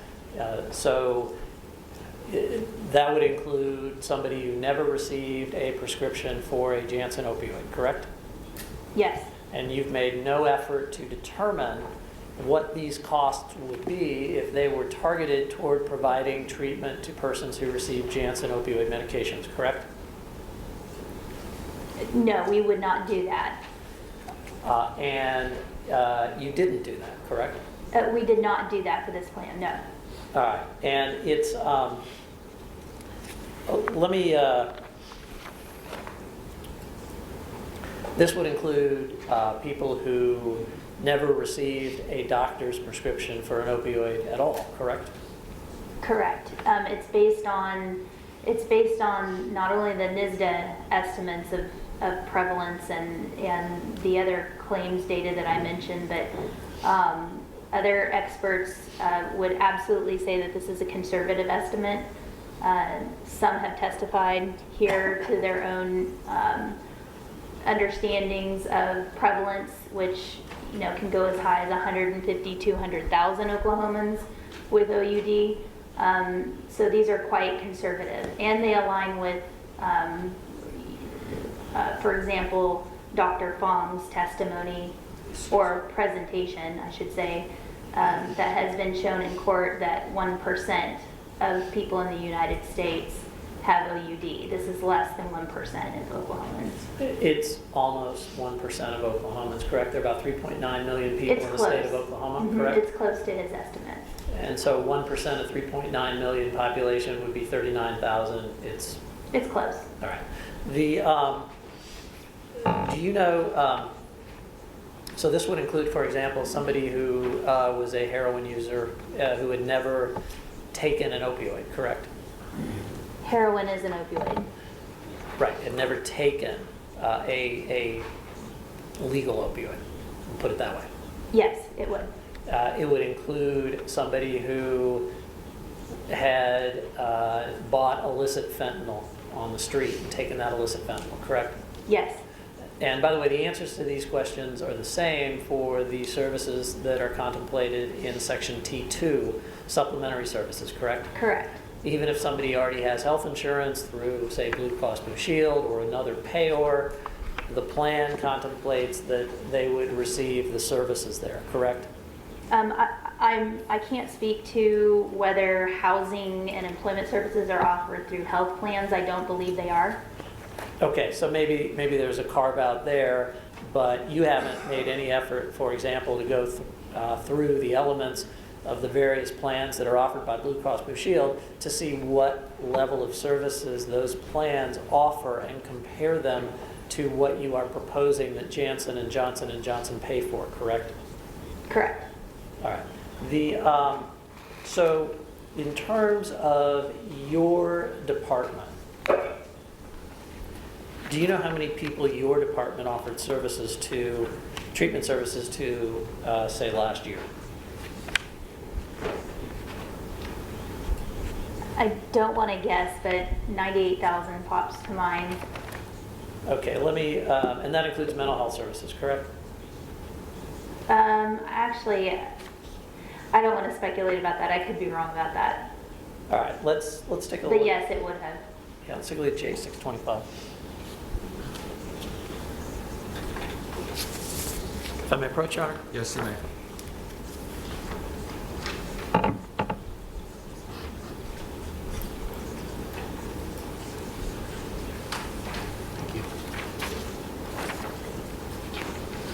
Thank you.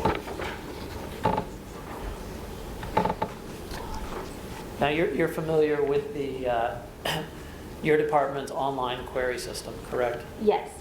And what that does is it allows you to look at the number of admissions by different types of medications, correct? Yes. And what I've handed you is one query from that online query system, correct? Yes. And what this indicates is it's looking at primary drug of choice for admissions rather than any drug of choice, correct? Yes. All right, Your Honor, we'd offer J625 into evidence. J625 will be admitted into the evidence. And we have pulled the data in J625 out and created a demonstrative exhibit which goes year by year and sets out the numbers from, I believe, 2012 through 2018 by primary drug of choice. And if I can approach Your Honor with those. Yes.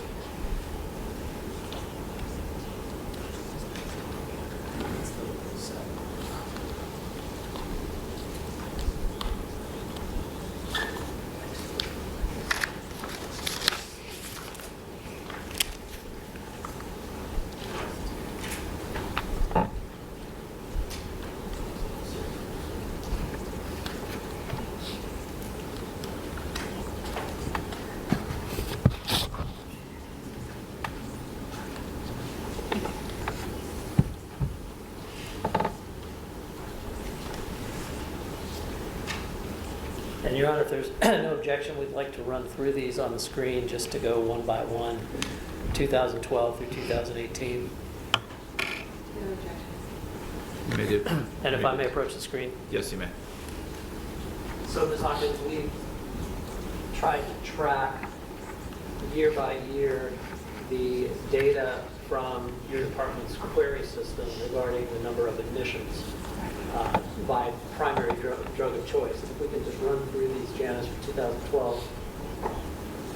So for 2012, if we look at the data and you want me to compare it to what's marked as Exhibit J625, we see alcohol is the top, correct? Correct. Followed by marijuana, right? Yes. And meth is methamphetamine, right? Right. And then opiates after that, correct? Correct. If we go forward to 2013, we see roughly the same distribution, although methamphetamines have almost reached marijuana admissions, correct? Correct. And then going forward, 2014, methamphetamine has surpassed alcohol in terms of admissions for the primary drug of choice, correct? Yes. And then if we go forward into 2015, again, we see methamphetamine admissions climbing, right? Right.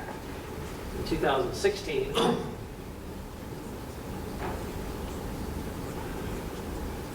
that's the first year we see methamphetamine admissions surpass alcohol admissions, correct? Yes. And then the admissions for opiates for that year were 1,996, correct? Yes, that's what it says. And that's less than 35,000, correct? Well, the number of people who are receiving state services and the number of people who need those services are very different. Well, we can talk about that. So let's go ahead to 2017.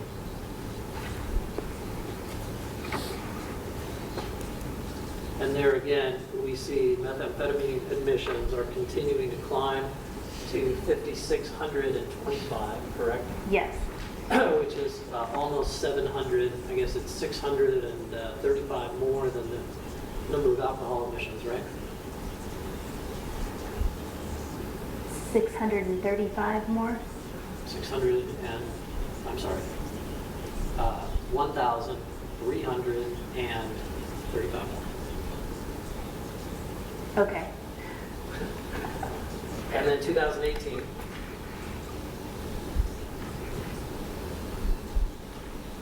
Yeah, that's heroin. we see the trend Yeah. continuing. correct? Yeah, yes. And then I believe we have a slide that puts them all together and runs them out. We have one more. It's 17. Archer. Next one. Next graphic. Thanks. Sorry, we got to go to the next one. If we can just run these.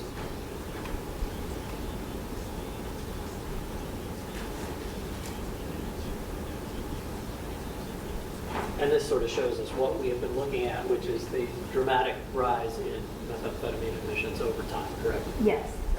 Now, in terms of the question that you raised about the need for treatment, have you taken a look at the numbers of uninsured in the state of Oklahoma?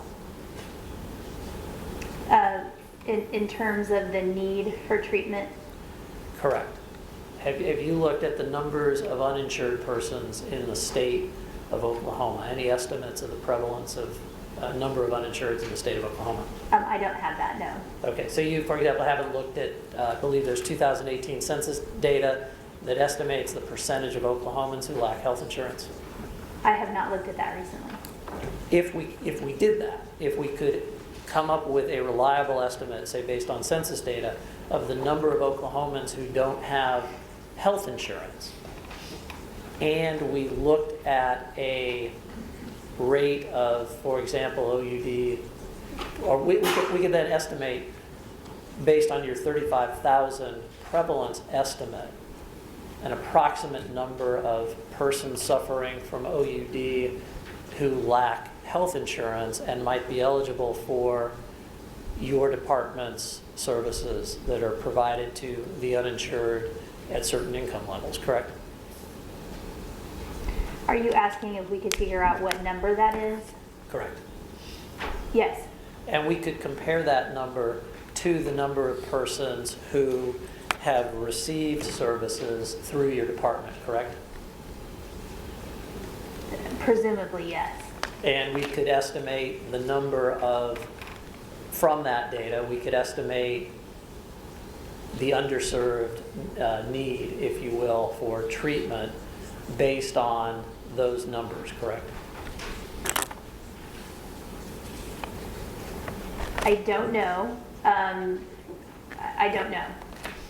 It's not something you have tried to do in connection with the work that you have done here, I correct? have not done that. We built an abatement plan based on the prevalence of OUD in the state of Oklahoma, where Johnson & Johnson and Janssen would pay for the costs of those services. And Janssen and Johnson & Johnson, under this plan, would pay for all OUD substance abuse treatment services provided in Oklahoma, as we've established, correct? That's correct. Whether somebody already has health insurance that covers that or not, correct? Correct.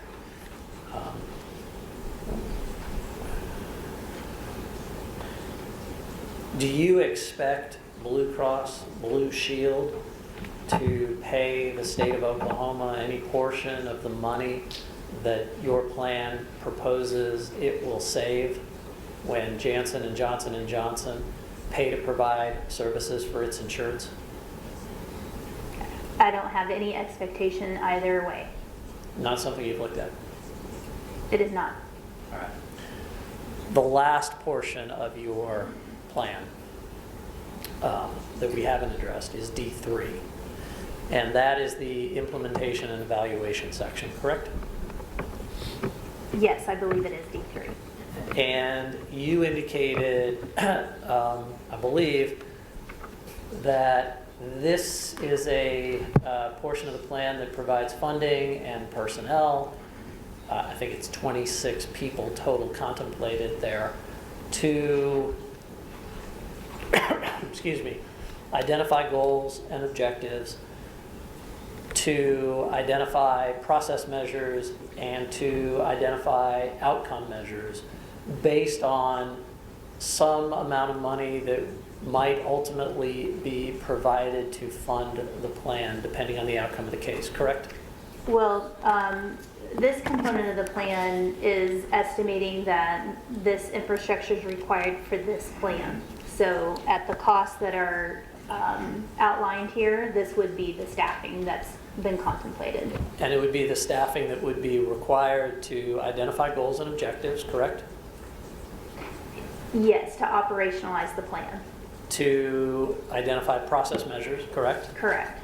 To identify outcome measures, right? Or work with evaluators who could do that, yes.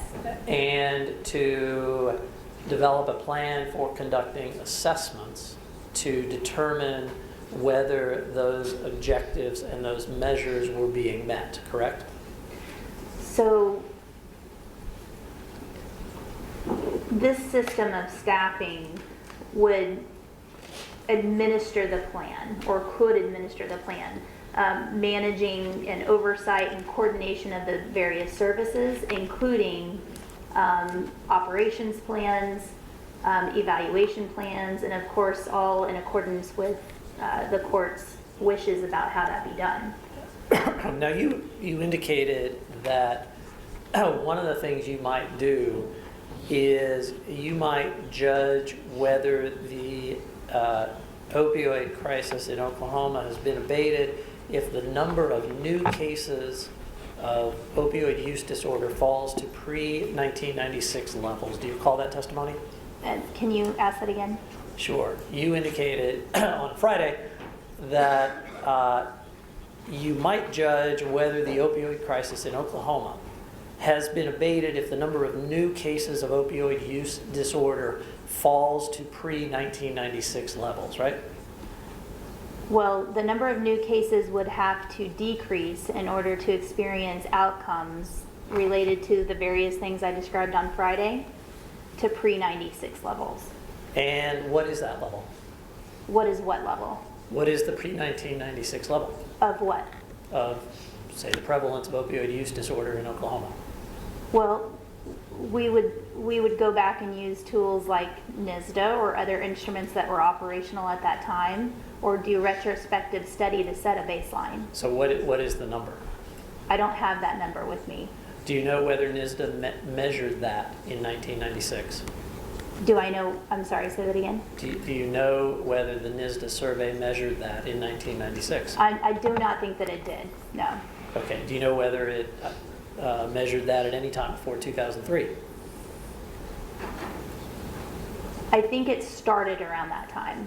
And so that's not going to be a source for this. You have not yet, I take it, identified the source for that number that you said might be a potential target number, right? Right, I said it might be. We've looked at deaths, for example, in the Piercefield study, and pre-96 would be around a couple of dozen of prescription opioid related deaths. We've looked at NAS births, which would be returning to about 9 a year rather than 500. There have been some measurements that are available, others might have to be developed. So let me ask you this.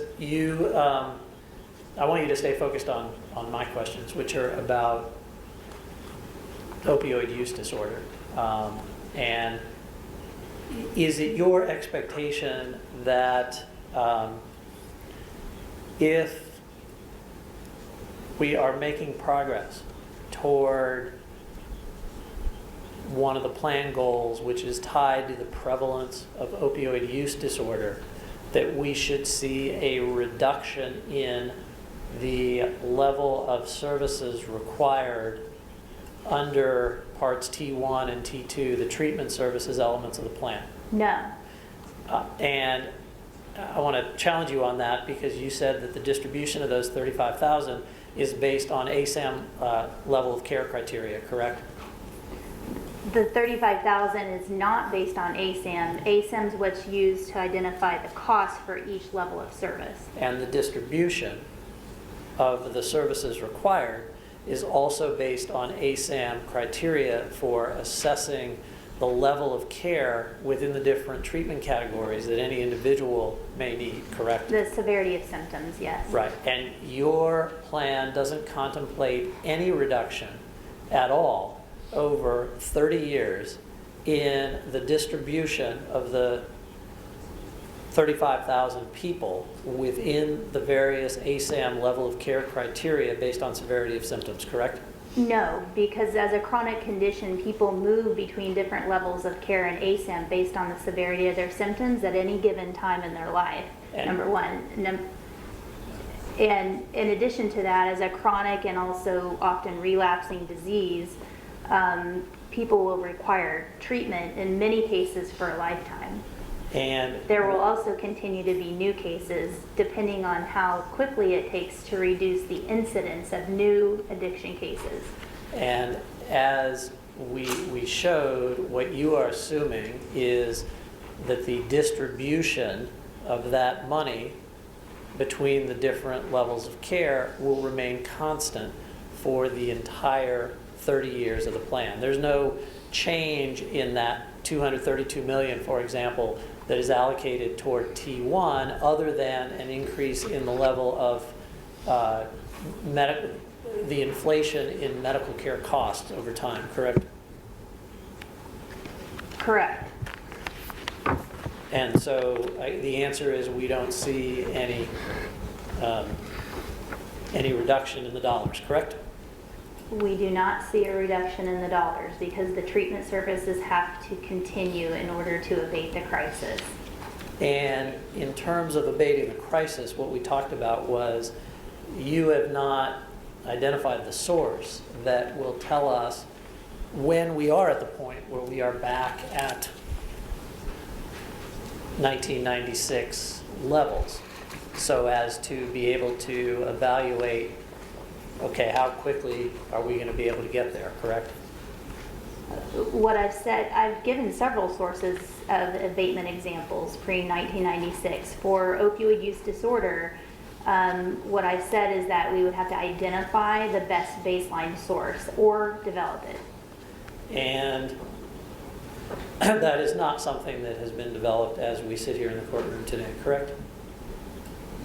Not to my knowledge. That's something that is contemplated to be part of the money that's going to be spent under D3, correct? It depends. It depends on what stage that needs to occur according to the court. Okay, so it's at this point, we don't even know when this is necessarily going to happen, correct? I mean, as I sit here, I don't know when this is going to happen. No. Thank you, Ms. Hawkins, that's all I have. I had a question related to one of the questions Mr. Brody asked. Mr. Brody brought up your budget, and I said before, I'm not a legislator, but I used to be a budgeter. And I just want to clarify the numbers that were used about your 2019 budget. Are those just state dollars, or do those also include federal dollars? Your Honor, I don't know the answer to that. I'm sure Commissioner White knows. And I think you're correct Okay. that it is state dollars only. Okay. All right. Thank you, Mr. Brody. Ms. Baldwin, your direct. Before you start, Mr. Brody, do we want to make this Court's Exhibit 108? Yes. Okay, we'll do that. Good afternoon, Ms. Hawkins. Hello. While the subject is fresh in your mind, let's just stick with treatment for a minute. I just want to make sure that the court understands how you arrived at the 35,000 number, because Mr. Brody didn't really ask you how you came up with that. So could you just tell the court what you did to come up with that 35,000 Oklahomans, and the various cross-references that you did to verify that that 35,000 was conservative? Yes. NISDA data was used over a 9-year period and averaged plus 5% for support services to equal 35,000 Oklahomans. The And let me additional, just stop you right there. What were the years that were used for those averages? 2003 to 2011. Okay. Okay. You can continue, thank you. And then a single year of 2017 for claims data, utilizing MMIS or Sooner Care claims, state claims for opioid use disorder, and a Blue Cross Blue Shield estimate was applied to persons in Oklahoma with private insurance and equaled 36,000. And incidentally, I saw the video with Dr. Fong where he referenced a 1% of the U.S. population have opioid use disorder, which is close to this estimate.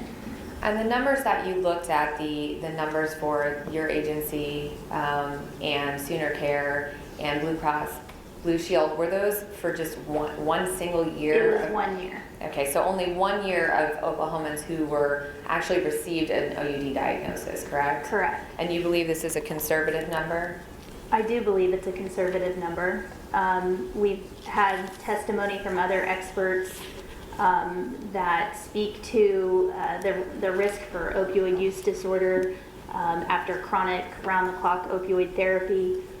There are experts that estimate Oklahoma to be as high as 150. I've even heard 200,000 people at risk or currently with opioid use disorder. These numbers are conservative. And those numbers don't include people who pay for treatment with cash, is that correct? Correct.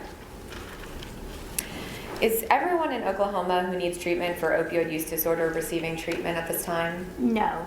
Most people with opioid use disorder are not receiving treatment, is my understanding.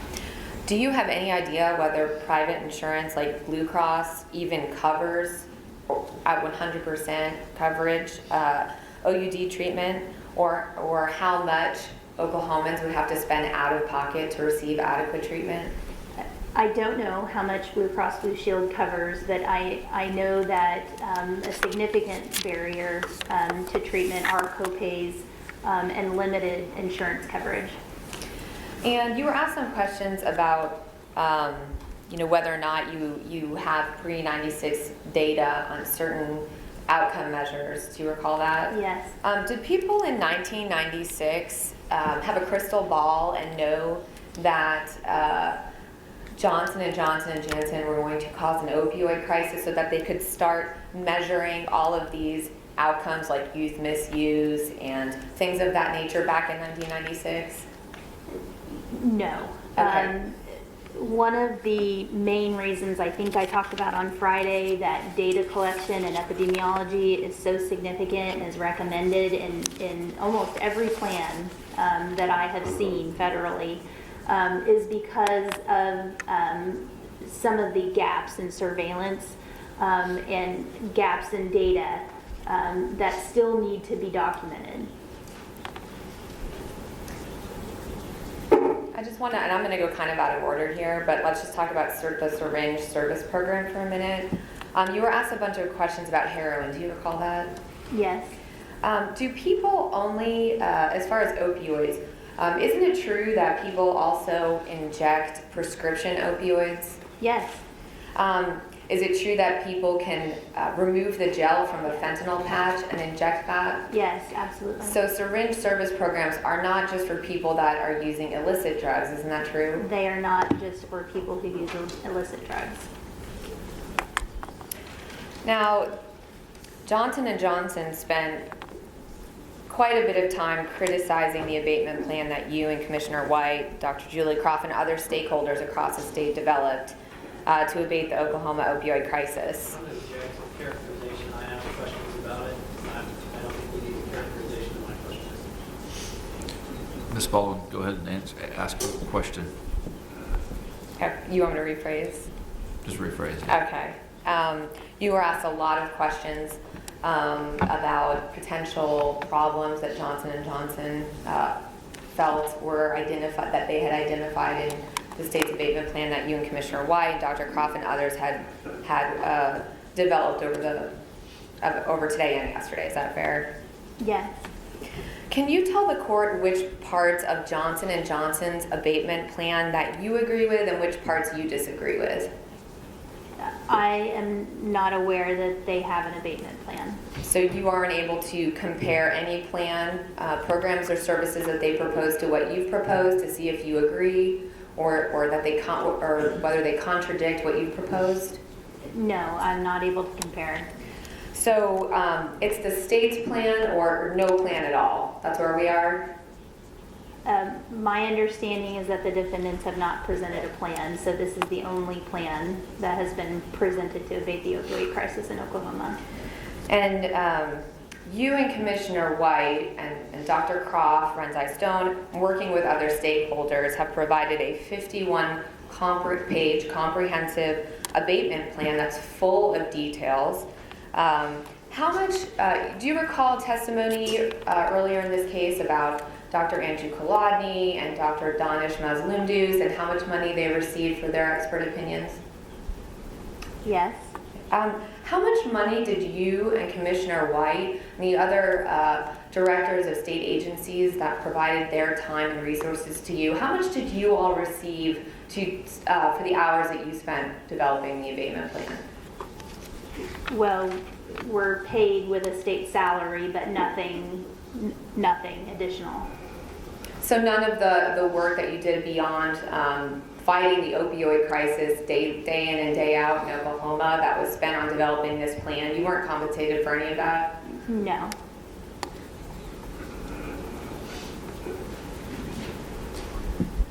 You testified on Friday, I believe, regarding your extensive efforts to address the opioid crisis. You went over a timeline, you talked about the state plans that you developed. Do you remember that? Yes. You listed a bunch of opioid-related work groups that you're involved with, including the perinatal work group and an opioid prescribing guidelines for pregnant women work group, among others. Do you recall that? Yes. And you had testified that today that through working with the leadership of the perinatal work group, you had come up with some programs in the abatement plan regarding NAS evaluation and assessment. Do you recall that? Yes. Do you recall anyone from Johnson & Johnson or Janssen attending one of these work groups? Not to my knowledge. And has anyone from Johnson & Johnson or Janssen attended any of the multitude of opioid-related work groups that you're involved in? Not that I'm aware of. Mr. Brody asked you about some of the items in the abatement plan, like universal screening and pain services, and what the state will do with the federal matching funds. Do you recall that? Yes.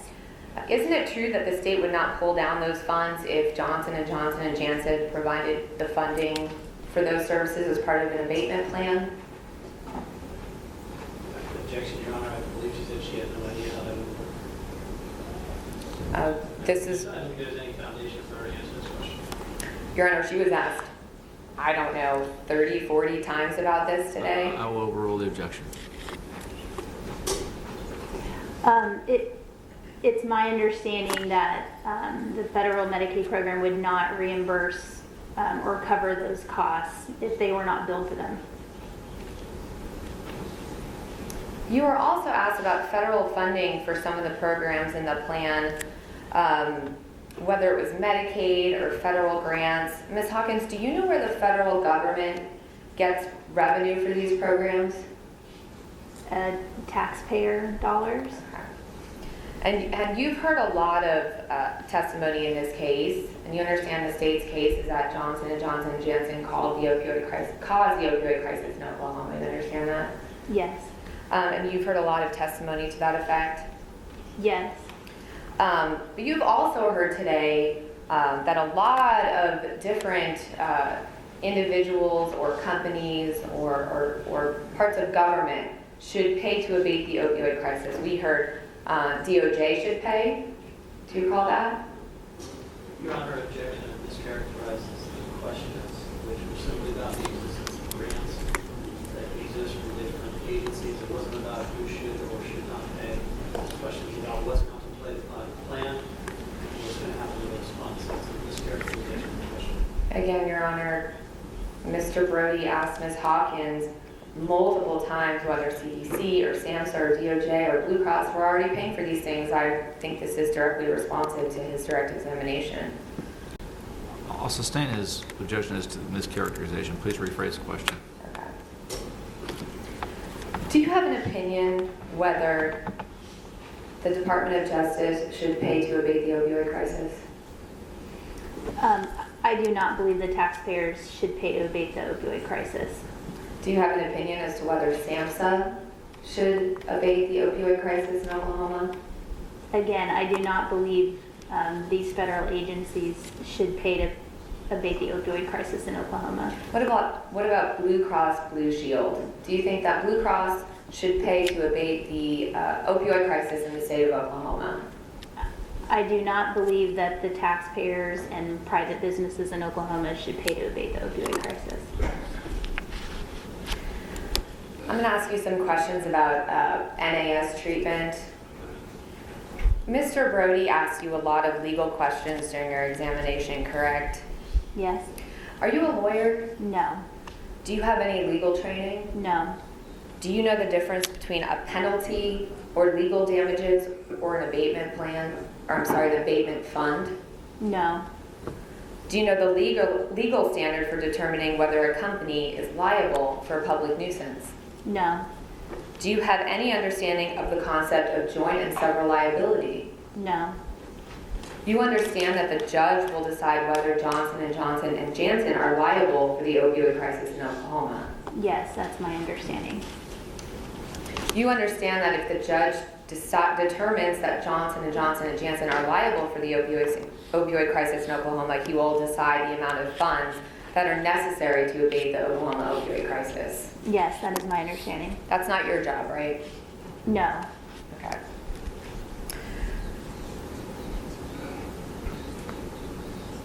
So you understand that the state has asked you to put together an abatement plan, correct? Correct. That the state did not ask you to do a future damages analysis? They did not. Okay. And Mr. Brody asked you some questions about whether the state is seeking future damages for neonatal abstinence syndrome. Do you recall that? Yes, You're not here to give an expert opinion on damages, right? that's correct. You're here as an expert on the abatement plan? Yes. Okay. If you turn to the neonatal treatment section, I think it's footnote 123.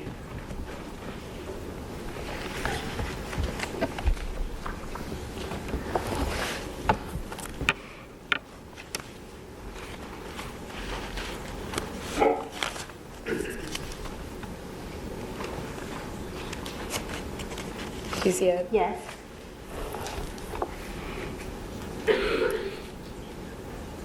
And this is a footnote that Mr. Brody referenced in the neonatal treatment and states primary information source, Dr. James Gibson, expert disclosure and supplementation. Did you see that? Yes. You didn't simply adopt Dr. Gibson's future damages analysis. Correct? No. Okay. What information did you use to come up with the costs for NAS treatment and the abatement plan?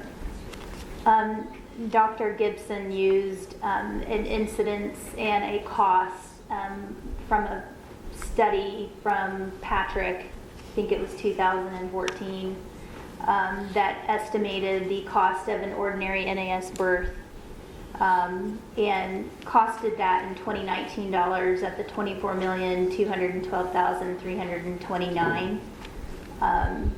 And then did that for a second year at $20,208,460. And then Dr. Room moved that figure forward using a medical inflation rate. So those two figures are 2019 and 2020 dollars. Do you know how many NAS babies that works out to each year? I think it's about 300. Is that an exceedingly conservative number? Yes, considering that the last year of data we have on NAS births in Oklahoma is closer to 500. Ms. Hawkins, would you agree that the abatement plan seeks to reduce barriers to treatment for opioid use disorder? Yes. One of the parts of the abatement plan is waiver training for second-year residents so that more physicians can obtain a DEA waiver to prescribe buprenorphine to treat opioid use disorder. Is that correct? Yes. Does anyone associated with Johnson & Johnson agree with you that this is important for individuals to access treatment for opioid use disorder? Yes, I heard that as part of Dr. Fong's presentation about the need for medication-assisted treatment and removing barriers. And is Dr. Fong one of Johnson & Johnson's paid experts in this case? Yes, that's my understanding. And one of the parts of the abatement plan is continuing medical education for providers in Oklahoma on safe prescribing and the ability to identify addictive disorders in patients. Does anyone associated with Johnson & Johnson agree with you that this is important for individuals to access treatment? Yes. Again, Dr. Fong made that recommendation as a need to address the crisis in his presentation. And another part of the abatement plan for which you received a lot of questioning is universal screening. Screening for addictive disorders across clinical settings. Does anyone associated with Johnson & Johnson agree with you that SBIRT or universal screening is important for patients to access treatment services? Yes, Dr. Fong also notes screening as an approach that's necessary to address the problem. And Dr. Fong agrees with you on several other points that were discussed today. Isn't that true? I believe so. Your Honor, may I approach? Yes, you may.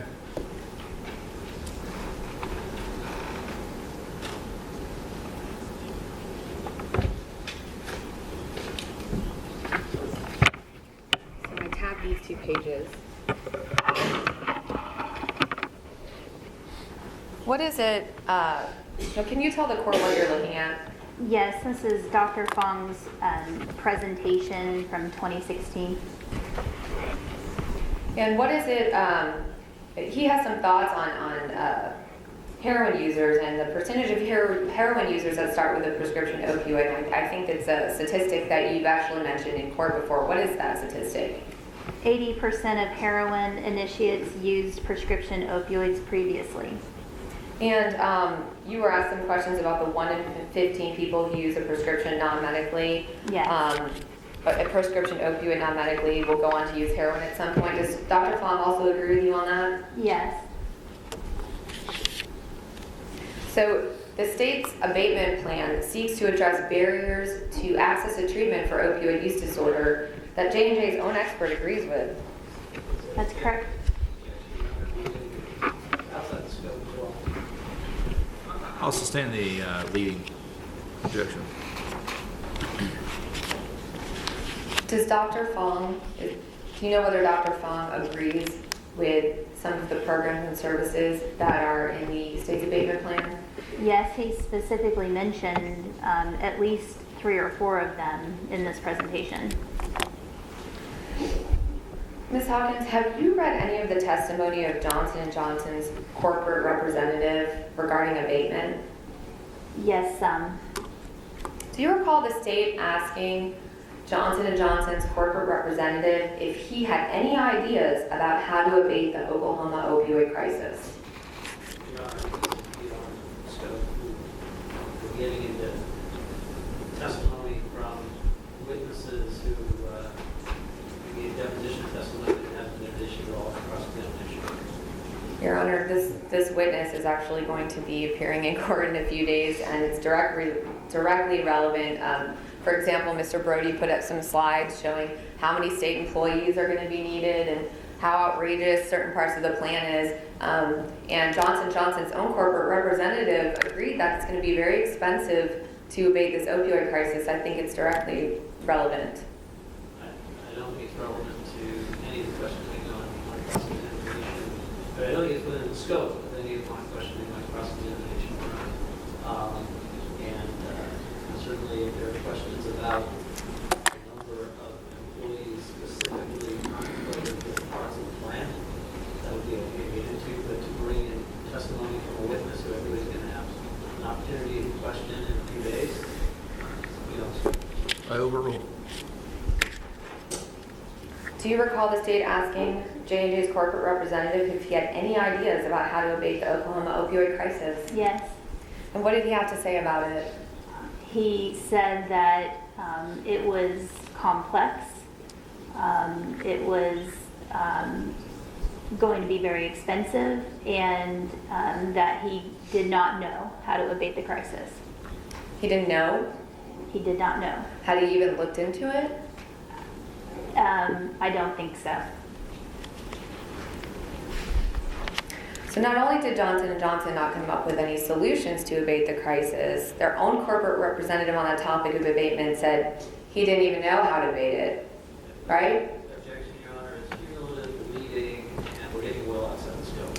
I sustain the objection.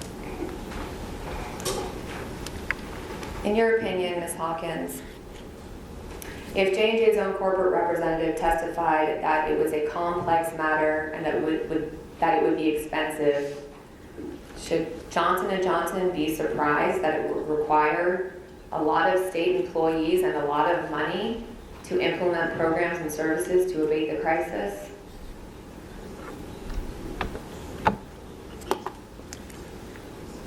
No, they should not be surprised. The crisis is significant, and I think I've testified several times to the cost being necessary and appropriate based on the size of the crisis. Ms. Conway, can you bring up, I can't remember what it is, Court's Exhibit, do you remember? This court exhibit?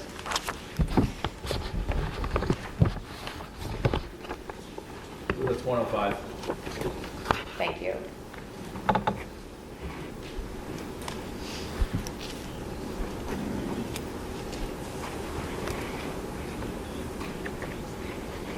That's perfect. Thank you. So I know you haven't had a chance to even determine whether or not this math is correct, but let's just say that it is correct and that the average salary is $71,225 for personnel to help carry out the programs and services in the abatement plan. That's salary and benefits, correct? Yes, I mentioned that earlier. So if you take out the benefits, do you know approximately what that salary would be? I think it's around $43,000. Does that seem like an outrageous amount of money to you? No. Would you mind going to the next slide? Does this $102,928 also include benefits? Yes, I believe that it does. And if you took out those benefits, do you know how much that average salary would be, assuming that any of this math is correct? About $62,000. Does that seem like an outrageous salary for an employee that would be working to implement the programs and services in the abatement plan? No, I think it's comparable with salaries of people who are already addressing these issues. Ms. Hawkins, you read the testimony of Johnson & Johnson's corporate representative, right? He said it's complex, right? The crisis, Right. it's expensive. Yes. He didn't know how to abate it, right? Correct. Do you think that we should just do what Johnson & Johnson did and provide no abatement plan and no solutions and just throw our hands up and give up? Objection, Your Honor. And now she's talking about testimony of a witness that's given over a full day that touched upon numerous subjects, and rejecting that characterization in of a day's worth of testimony is certainly not a fair line of questioning or one that is within the scope. I think that involved we can probably get around it without reference to the testimony and simply ask a question about what this witness thinks is reasonable or not reasonable. I'll sustain the objection. Ms. Hawkins, do you think that because the crisis is complex, because it is expensive, that we should all just throw our hands up and give up and do nothing? No. What do you think we should do? I think we have to address it, no matter. And you think that if we implement the services and programs in the abatement plan that you've worked real hard to put together, that Commissioner White has worked real hard to put together, and Dr. Croft and Rentai Stone and all the other state agencies, that we will abate this crisis? Yes, I believe so.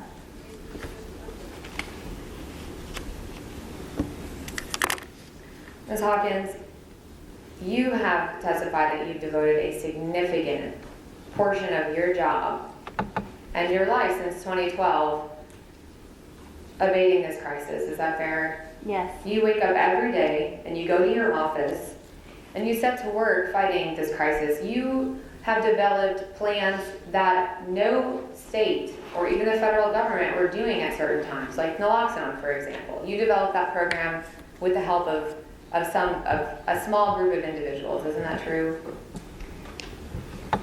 It was a smaller group of concerned folks, yes. And when you developed that plan, it caught on, and that plan has actually saved Oklahoma lives. Hundreds that have been reported, but probably thousands. Isn't that true? Yes. And didn't you receive a governor's award for your work in saving lives through the Naloxone program? Yes. Can you tell the court about that award? Yes, it was a governor's commendation for myself and other members of the team who put the Naloxone program together. You've been working to abate this crisis for years. Yes. You put your heart and soul into it. Absolutely. How many? Just an objection to the leading questions. It's improper. Go ahead. How much money has Johnson & Johnson or Janssen given you to do what you've been doing every day to abate this crisis? None. You fought this crisis day in, day out since at least 2012, but you said going back to really 2008, without any help whatsoever from Johnson & Johnson or Janssen, right? That's correct. How does that make you feel? I think in state government we are left to deal with situations that are created and out of our control in many cases. We look for partners. We try and find ways to create partnerships with private entities all the time to leverage the few resources that we do have to provide the best services to Oklahomans. And in this case, with the exception of a few partners in the private sector, we've had to do it alone. And with very meager resources, it's been really through the effort and tenacity of many state employees and partners from the community, local nonprofits, and the benevolent people of Oklahoma who have come together to really fight this. And that's what we do as Oklahomans. We help each other out. We take care of ourselves. But in this case, this crisis has been completely overwhelming, and it's totally insufficient at this point. Would you have like some help to abate this crisis from Johnson, Johnson, and Janssen? Would that have been helpful to you? An offer of that would have been helpful.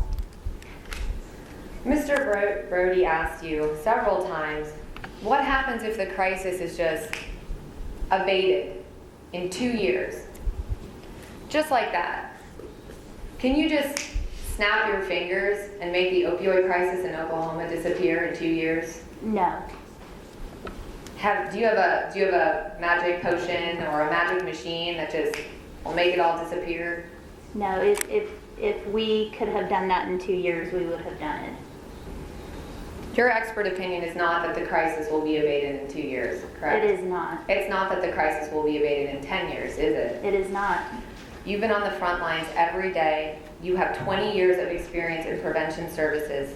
Based on all of your experience, your training, your skill, your understanding of the scope and nature of this crisis, how long do you believe the abatement plan needs to be in effect in order to abate this crisis? 30 years.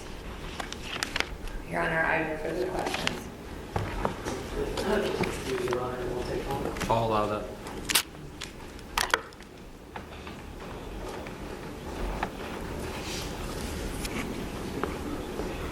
Ms. Hawkins, I take it you have not made any effort to look at the amount of money Janssen has spent on post-market surveillance of its medications, correct? I'm not familiar with that. You haven't looked at the amount of money that Janssen has spent educating physicians through the REMS program, have you? No, I don't know how much they have spent, but I've attended a REMS training here in Oklahoma. Was it a Janssen REMS training? I do not know if it was a Janssen REMS training, but much. You have not looked Your at. Honor, I would just like if she could finish her answer. It was a- On the next it was a sim- question, object to the interruption of the witness. It was a simple question, straightforward question about whether she's looked at the amount of money spent. Your I'll Honor. overrule the objection.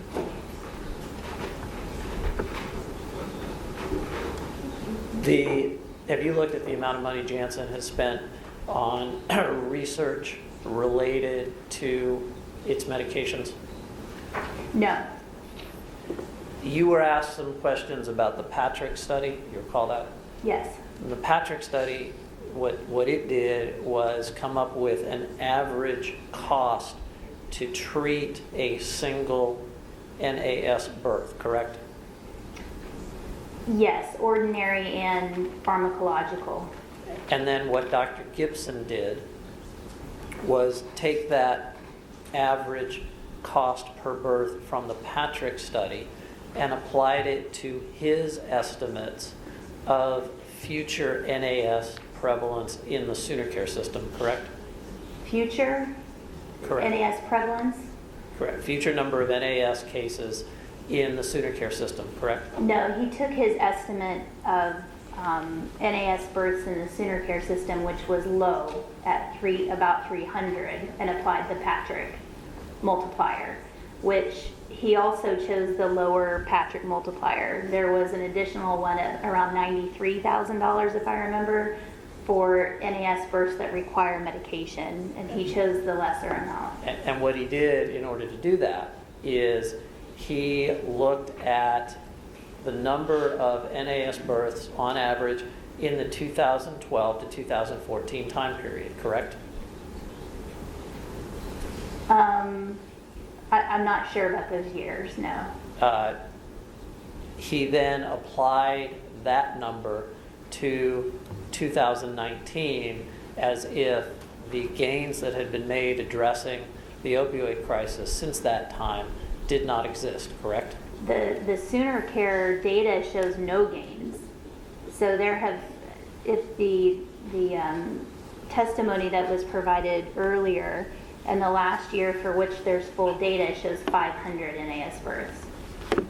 And what is your basis for those 500 NAS births? The Sooner Care data. All right.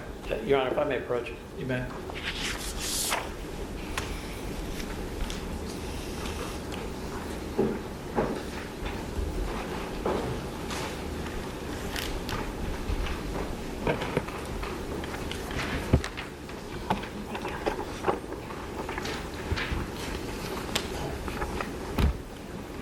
Ms. Hawkins, I've handed you a copy of an exhibit that was marked as States 4054. Do you have that in front of you?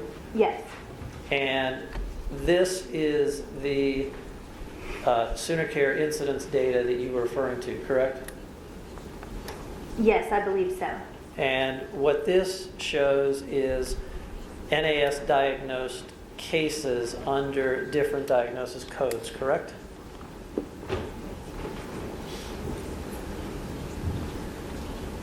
Yeah, it looks like there's a couple of NAS codes referenced.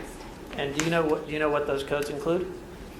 No, So you are offering the opinion, however, that these numbers are an accurate reflection of NAS cases related to opioid use without knowing what the diagnosis codes mean?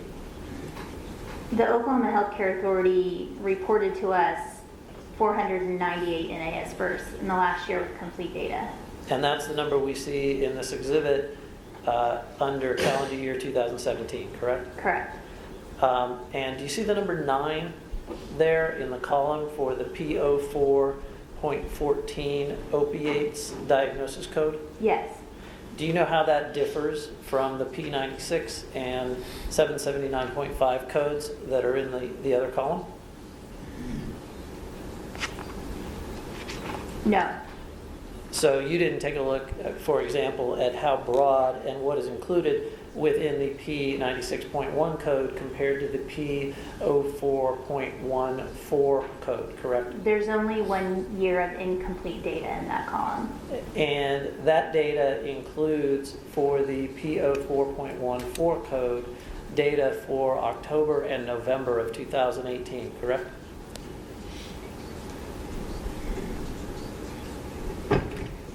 For October and November? Correct, through November 28th, 2018. Yes, I see that. And you made no effort to determine how the existence of that code and the potential narrower coverage in that code compares to the breadth of the codes that were previously used to track NAS births, correct? No, I've only had 2017 data, not Okay. 2018. All right, so not something that you looked at in endorsing this 500 births estimate, correct? The far majority of NAS cases are opioid related, and the Oklahoma Healthcare Authority reported 498 NAS births in 2017. My question was a little different than that. My question was, you didn't look at the prevalence as based on data that we have, based on this new code and the use of this new code in the process of endorsing the 598 estimate under the codes that existed previously, correct? Are you saying that the 340 are not opioid related? I'm asking you whether you considered the difference in the codes in offering the view here in court today that the 500 number is a better number than Dr. Gibson's 300 number. I've never seen the P04 code. Okay, now what Dr. Gibson himself did is start in his calculations from the assumption that the opioid crisis cannot be abated, and Your Honor, this is completely outside the scope. Again, he's testifying as to what the state's expert did on claims that the state has since dismissed an expert who has not been called to testify. She explained the calculation of the NAS treatment in the abatement plan, and Mr. Brody is once again trying to mischaracterize it to claim somehow that her testimony is that the crisis can't be abated, even though she testified repeatedly that it can be abated. That's what he's trying to do here, and it's totally inappropriate. Your Honor, it's not a mischaracterization at all, and she testified, she was asked questions on redirect examination specifically about the work that Dr. Gibson did, what he did, and how he used the Patrick study.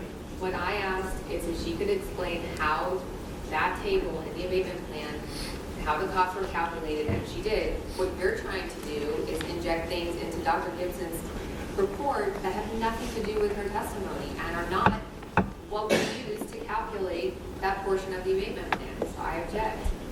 I sustain.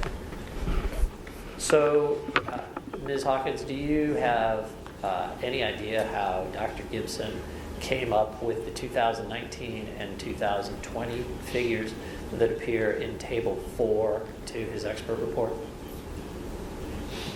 Other than relying on the Patrick Study's calculation of the costs associated with a single NAS birth? Yes, he estimated the incidence of NAS births. For 2019 and 2020, correct? That was the figure that is used in the abatement plan, is the 2019, 2020.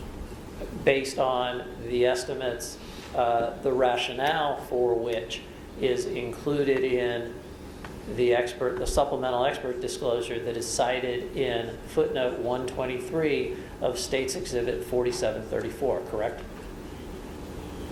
I have not reviewed the entire expert report. Okay, but it will speak for itself, won't it? I don't know what that means. It will speak for itself. Well, I mean, the expert report is what it is, right?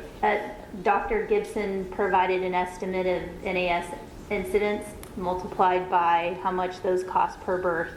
That was used in 2019 and 2020, and then Dr. Chris Room moved it forward with medical inflation.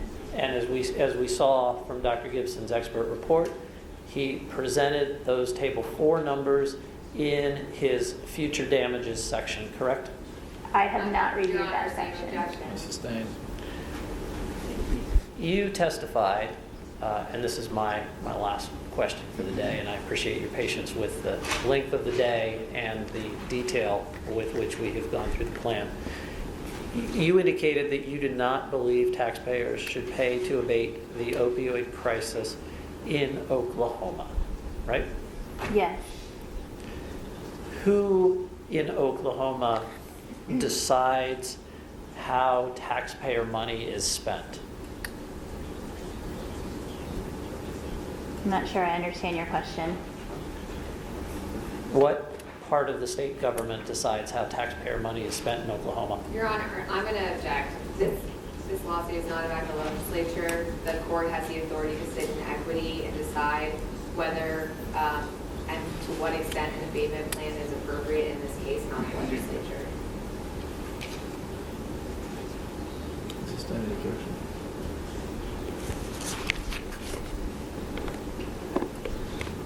In any event, no matter who decides how the taxpayers' money is spent in Oklahoma, you don't believe that the taxpayers, whether it's an out-of-pocket expense or somebody's insurance benefits, you don't believe that they should incur those damages, fair?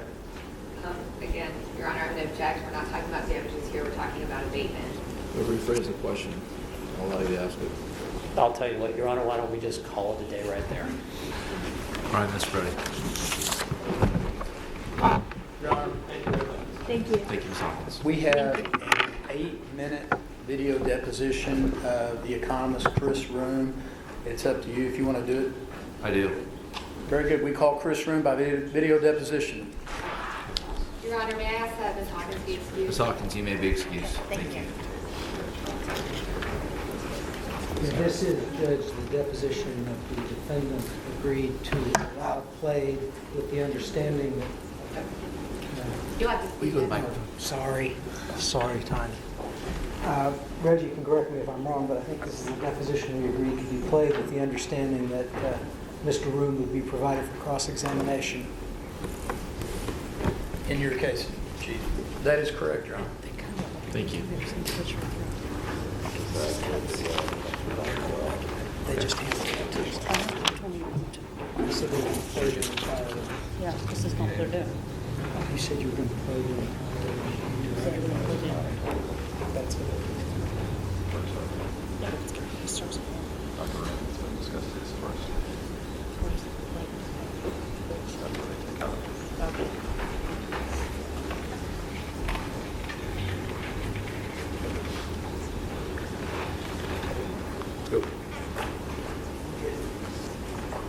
Ross Leon Vegas for the state, Your Honor. This is state's expert, Dr. Chris Room. It's an 8-minute video. Thank you, Mr. Davis. Dr. Room, it's been discussed today. You're a health economist, right? Yes, I am. Will you tell the jury a little bit about what it means to be a health economist? So, health economists study all aspects related to health. And in a broad sense, economists have gotten very broad in the kinds of questions they will look at. So, health economists will study the medical labor market, for example. They would study compensation for doctors and nurses. They would look at the effects of various kinds of policies on health outcomes, or sometimes health policies on non-health outcomes. Much of my work has been focused on the production of health, broadly defined. And what I mean by that are, what are the components that go into making good health or poor health? And so, for example, I've done a lot of work over the years looking at various kinds of issues that might lead to health problems. So I'm thinking about things like smoking and excess drinking, and more recently, drugs and drug deaths. So it's really quite expansive. In the broadest sense, health economists will study any issues surrounding the determinants of health, the effects of health on other things, and so forth. How long have you worked in the field of health economics? I would say probably 25 to 30 years. I've been doing this for almost all of my professional career. And you perform research in the field of health economics, is that right? Yes. And do you teach? Yes, I do. Where do you teach? I teach at the University of Virginia. And what do you teach at the University of Virginia? So I'm teaching. My appointment is my primary appointment is in the Frank Gatton School of Leadership and Public Policy. I have a secondary appointment in the Economics Department, and I teach in both of those programs. So I teach Masters of Public Policy students, and I also teach some of the undergraduates in economics. I've taught courses related to general economic issues, so economic theory, a lot of work on empirical methods. I've taught courses related to health economics, to applying many different kinds of economic and statistical methods. And have you published articles related to health economics? Yes, I have. And do you give speeches related to health economics? Yes, I do. Do you give speeches all over the country? I do. How long have you been giving speeches all over the country? We tend to use the term seminars when we're talking about academic seminars. So I've been giving academic seminars since I started, since I got my PhD in 1984. So I give seminars not just all over the country, all over the world. Increasingly in recent years, I also give talks to audiences of non-economists and non-academics. These might be, for example, medical societies or public policy organizations of various kinds. So I'm giving these days both academic seminars and then seminars or talks of various kinds to wider audiences. So it's fair to say you consider yourself an expert in the field of health economics? I do. And have you been asked to provide an expert opinion in this case, Dr. Green? Yes, I have. And what kind of work did you perform to provide an expert opinion in this case? So I was given a variety of sets of information, what we've been describing here as the abatement plan that was put together by the experts with the expertise on what the components of the plan should look like in quite a lot of detail. What I did is took that information they gave. In some cases, it would involve mathematical computations to, say, take some basic input information. We have so many people getting paid so much money. In some cases, I would have additional information.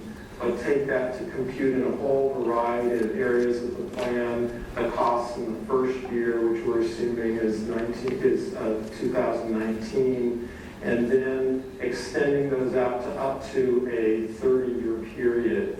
And to do that, in some cases, some parts of the plan would phase down, others wouldn't.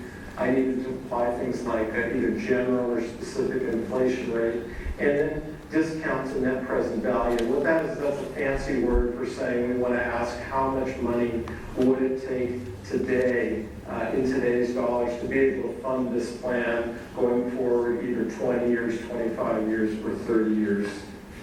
And is that a methodology that you've used as a help economist in your career to value different costs over time? Absolutely, I've used that, I've taught it, yes. You're an expert in that? Yes. And have you developed an expert opinion in this case? Yes, I have. And what is that? So, as I mentioned, I've calculated the net present value, the cost in today's dollars, looking over a 20-year period, a 25-year period, and a 30-year period. And so just to be clear, the 20-year period would be 2019 to 2038, and I've estimated the cost of the plan for that period at $12,667,819,392. That's for the 20-year period. I've also done that for the 25-year period. That's 2019 to 2043. The estimated cost there is $15,193,102,533. And then if we extend out the full 30 years, so that would be the 2019 to 2048 period, that cost, again, that's in the amount we would need in today's dollars to fund that. So the net present value in the terms that economists use is $17,527,761,537.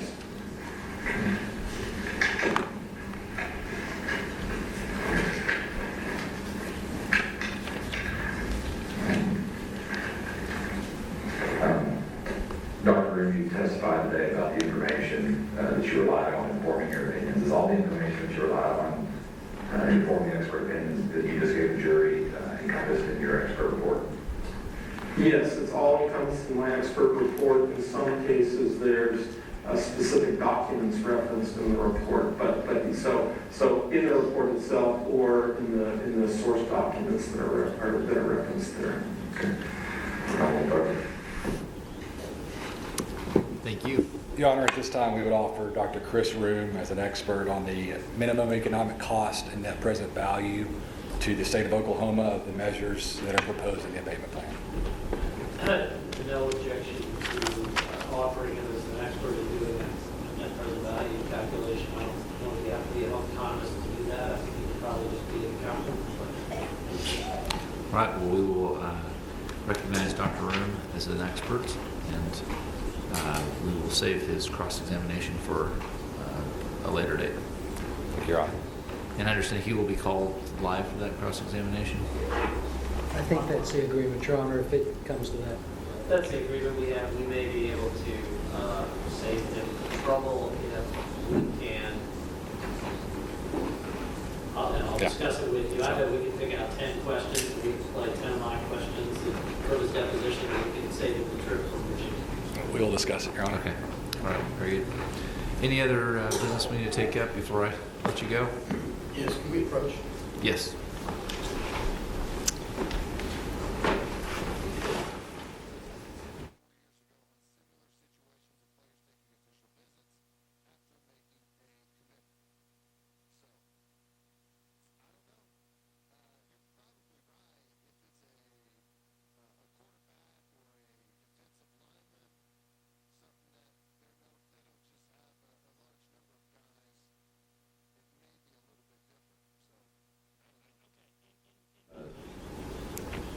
States 4734, which is the supplementary tables and curriculum vitae. I'm assuming the state wants to move those into evidence. Is that correct? Okay. Well, so 4734 is in, but as to the transcript of the testimony and the thumb drive. No. That would be Court Exhibit 109 and 110, I believe, Your Honor. Is that right? Yes, that's right. We did not receive those cuts ahead of time, which is fine, because obviously it's the entire thing. Can you send those to me electronically, just so we have those for our file, please? Yeah. Yes, this, and what was actually played in court, please? Thank you, I would appreciate that. And can we go ahead and do the rest of the exhibits on this? Yes, gentlemen, if you'll have to wait for me for just a minute so we can get this done, I can let Tanya go home. Unless you want to, you don't want to wait.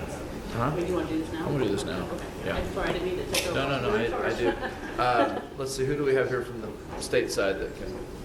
All right, you want to do this? I think it's pretty easy. I hope so. Okay. So you did, this afternoon, please give it 105. Yes. Melissa? Okay, and then you admitted, Jameson, or J6. We'll start tomorrow at 8:30. We're done. 627. I'm sorry, you did 47 at 105?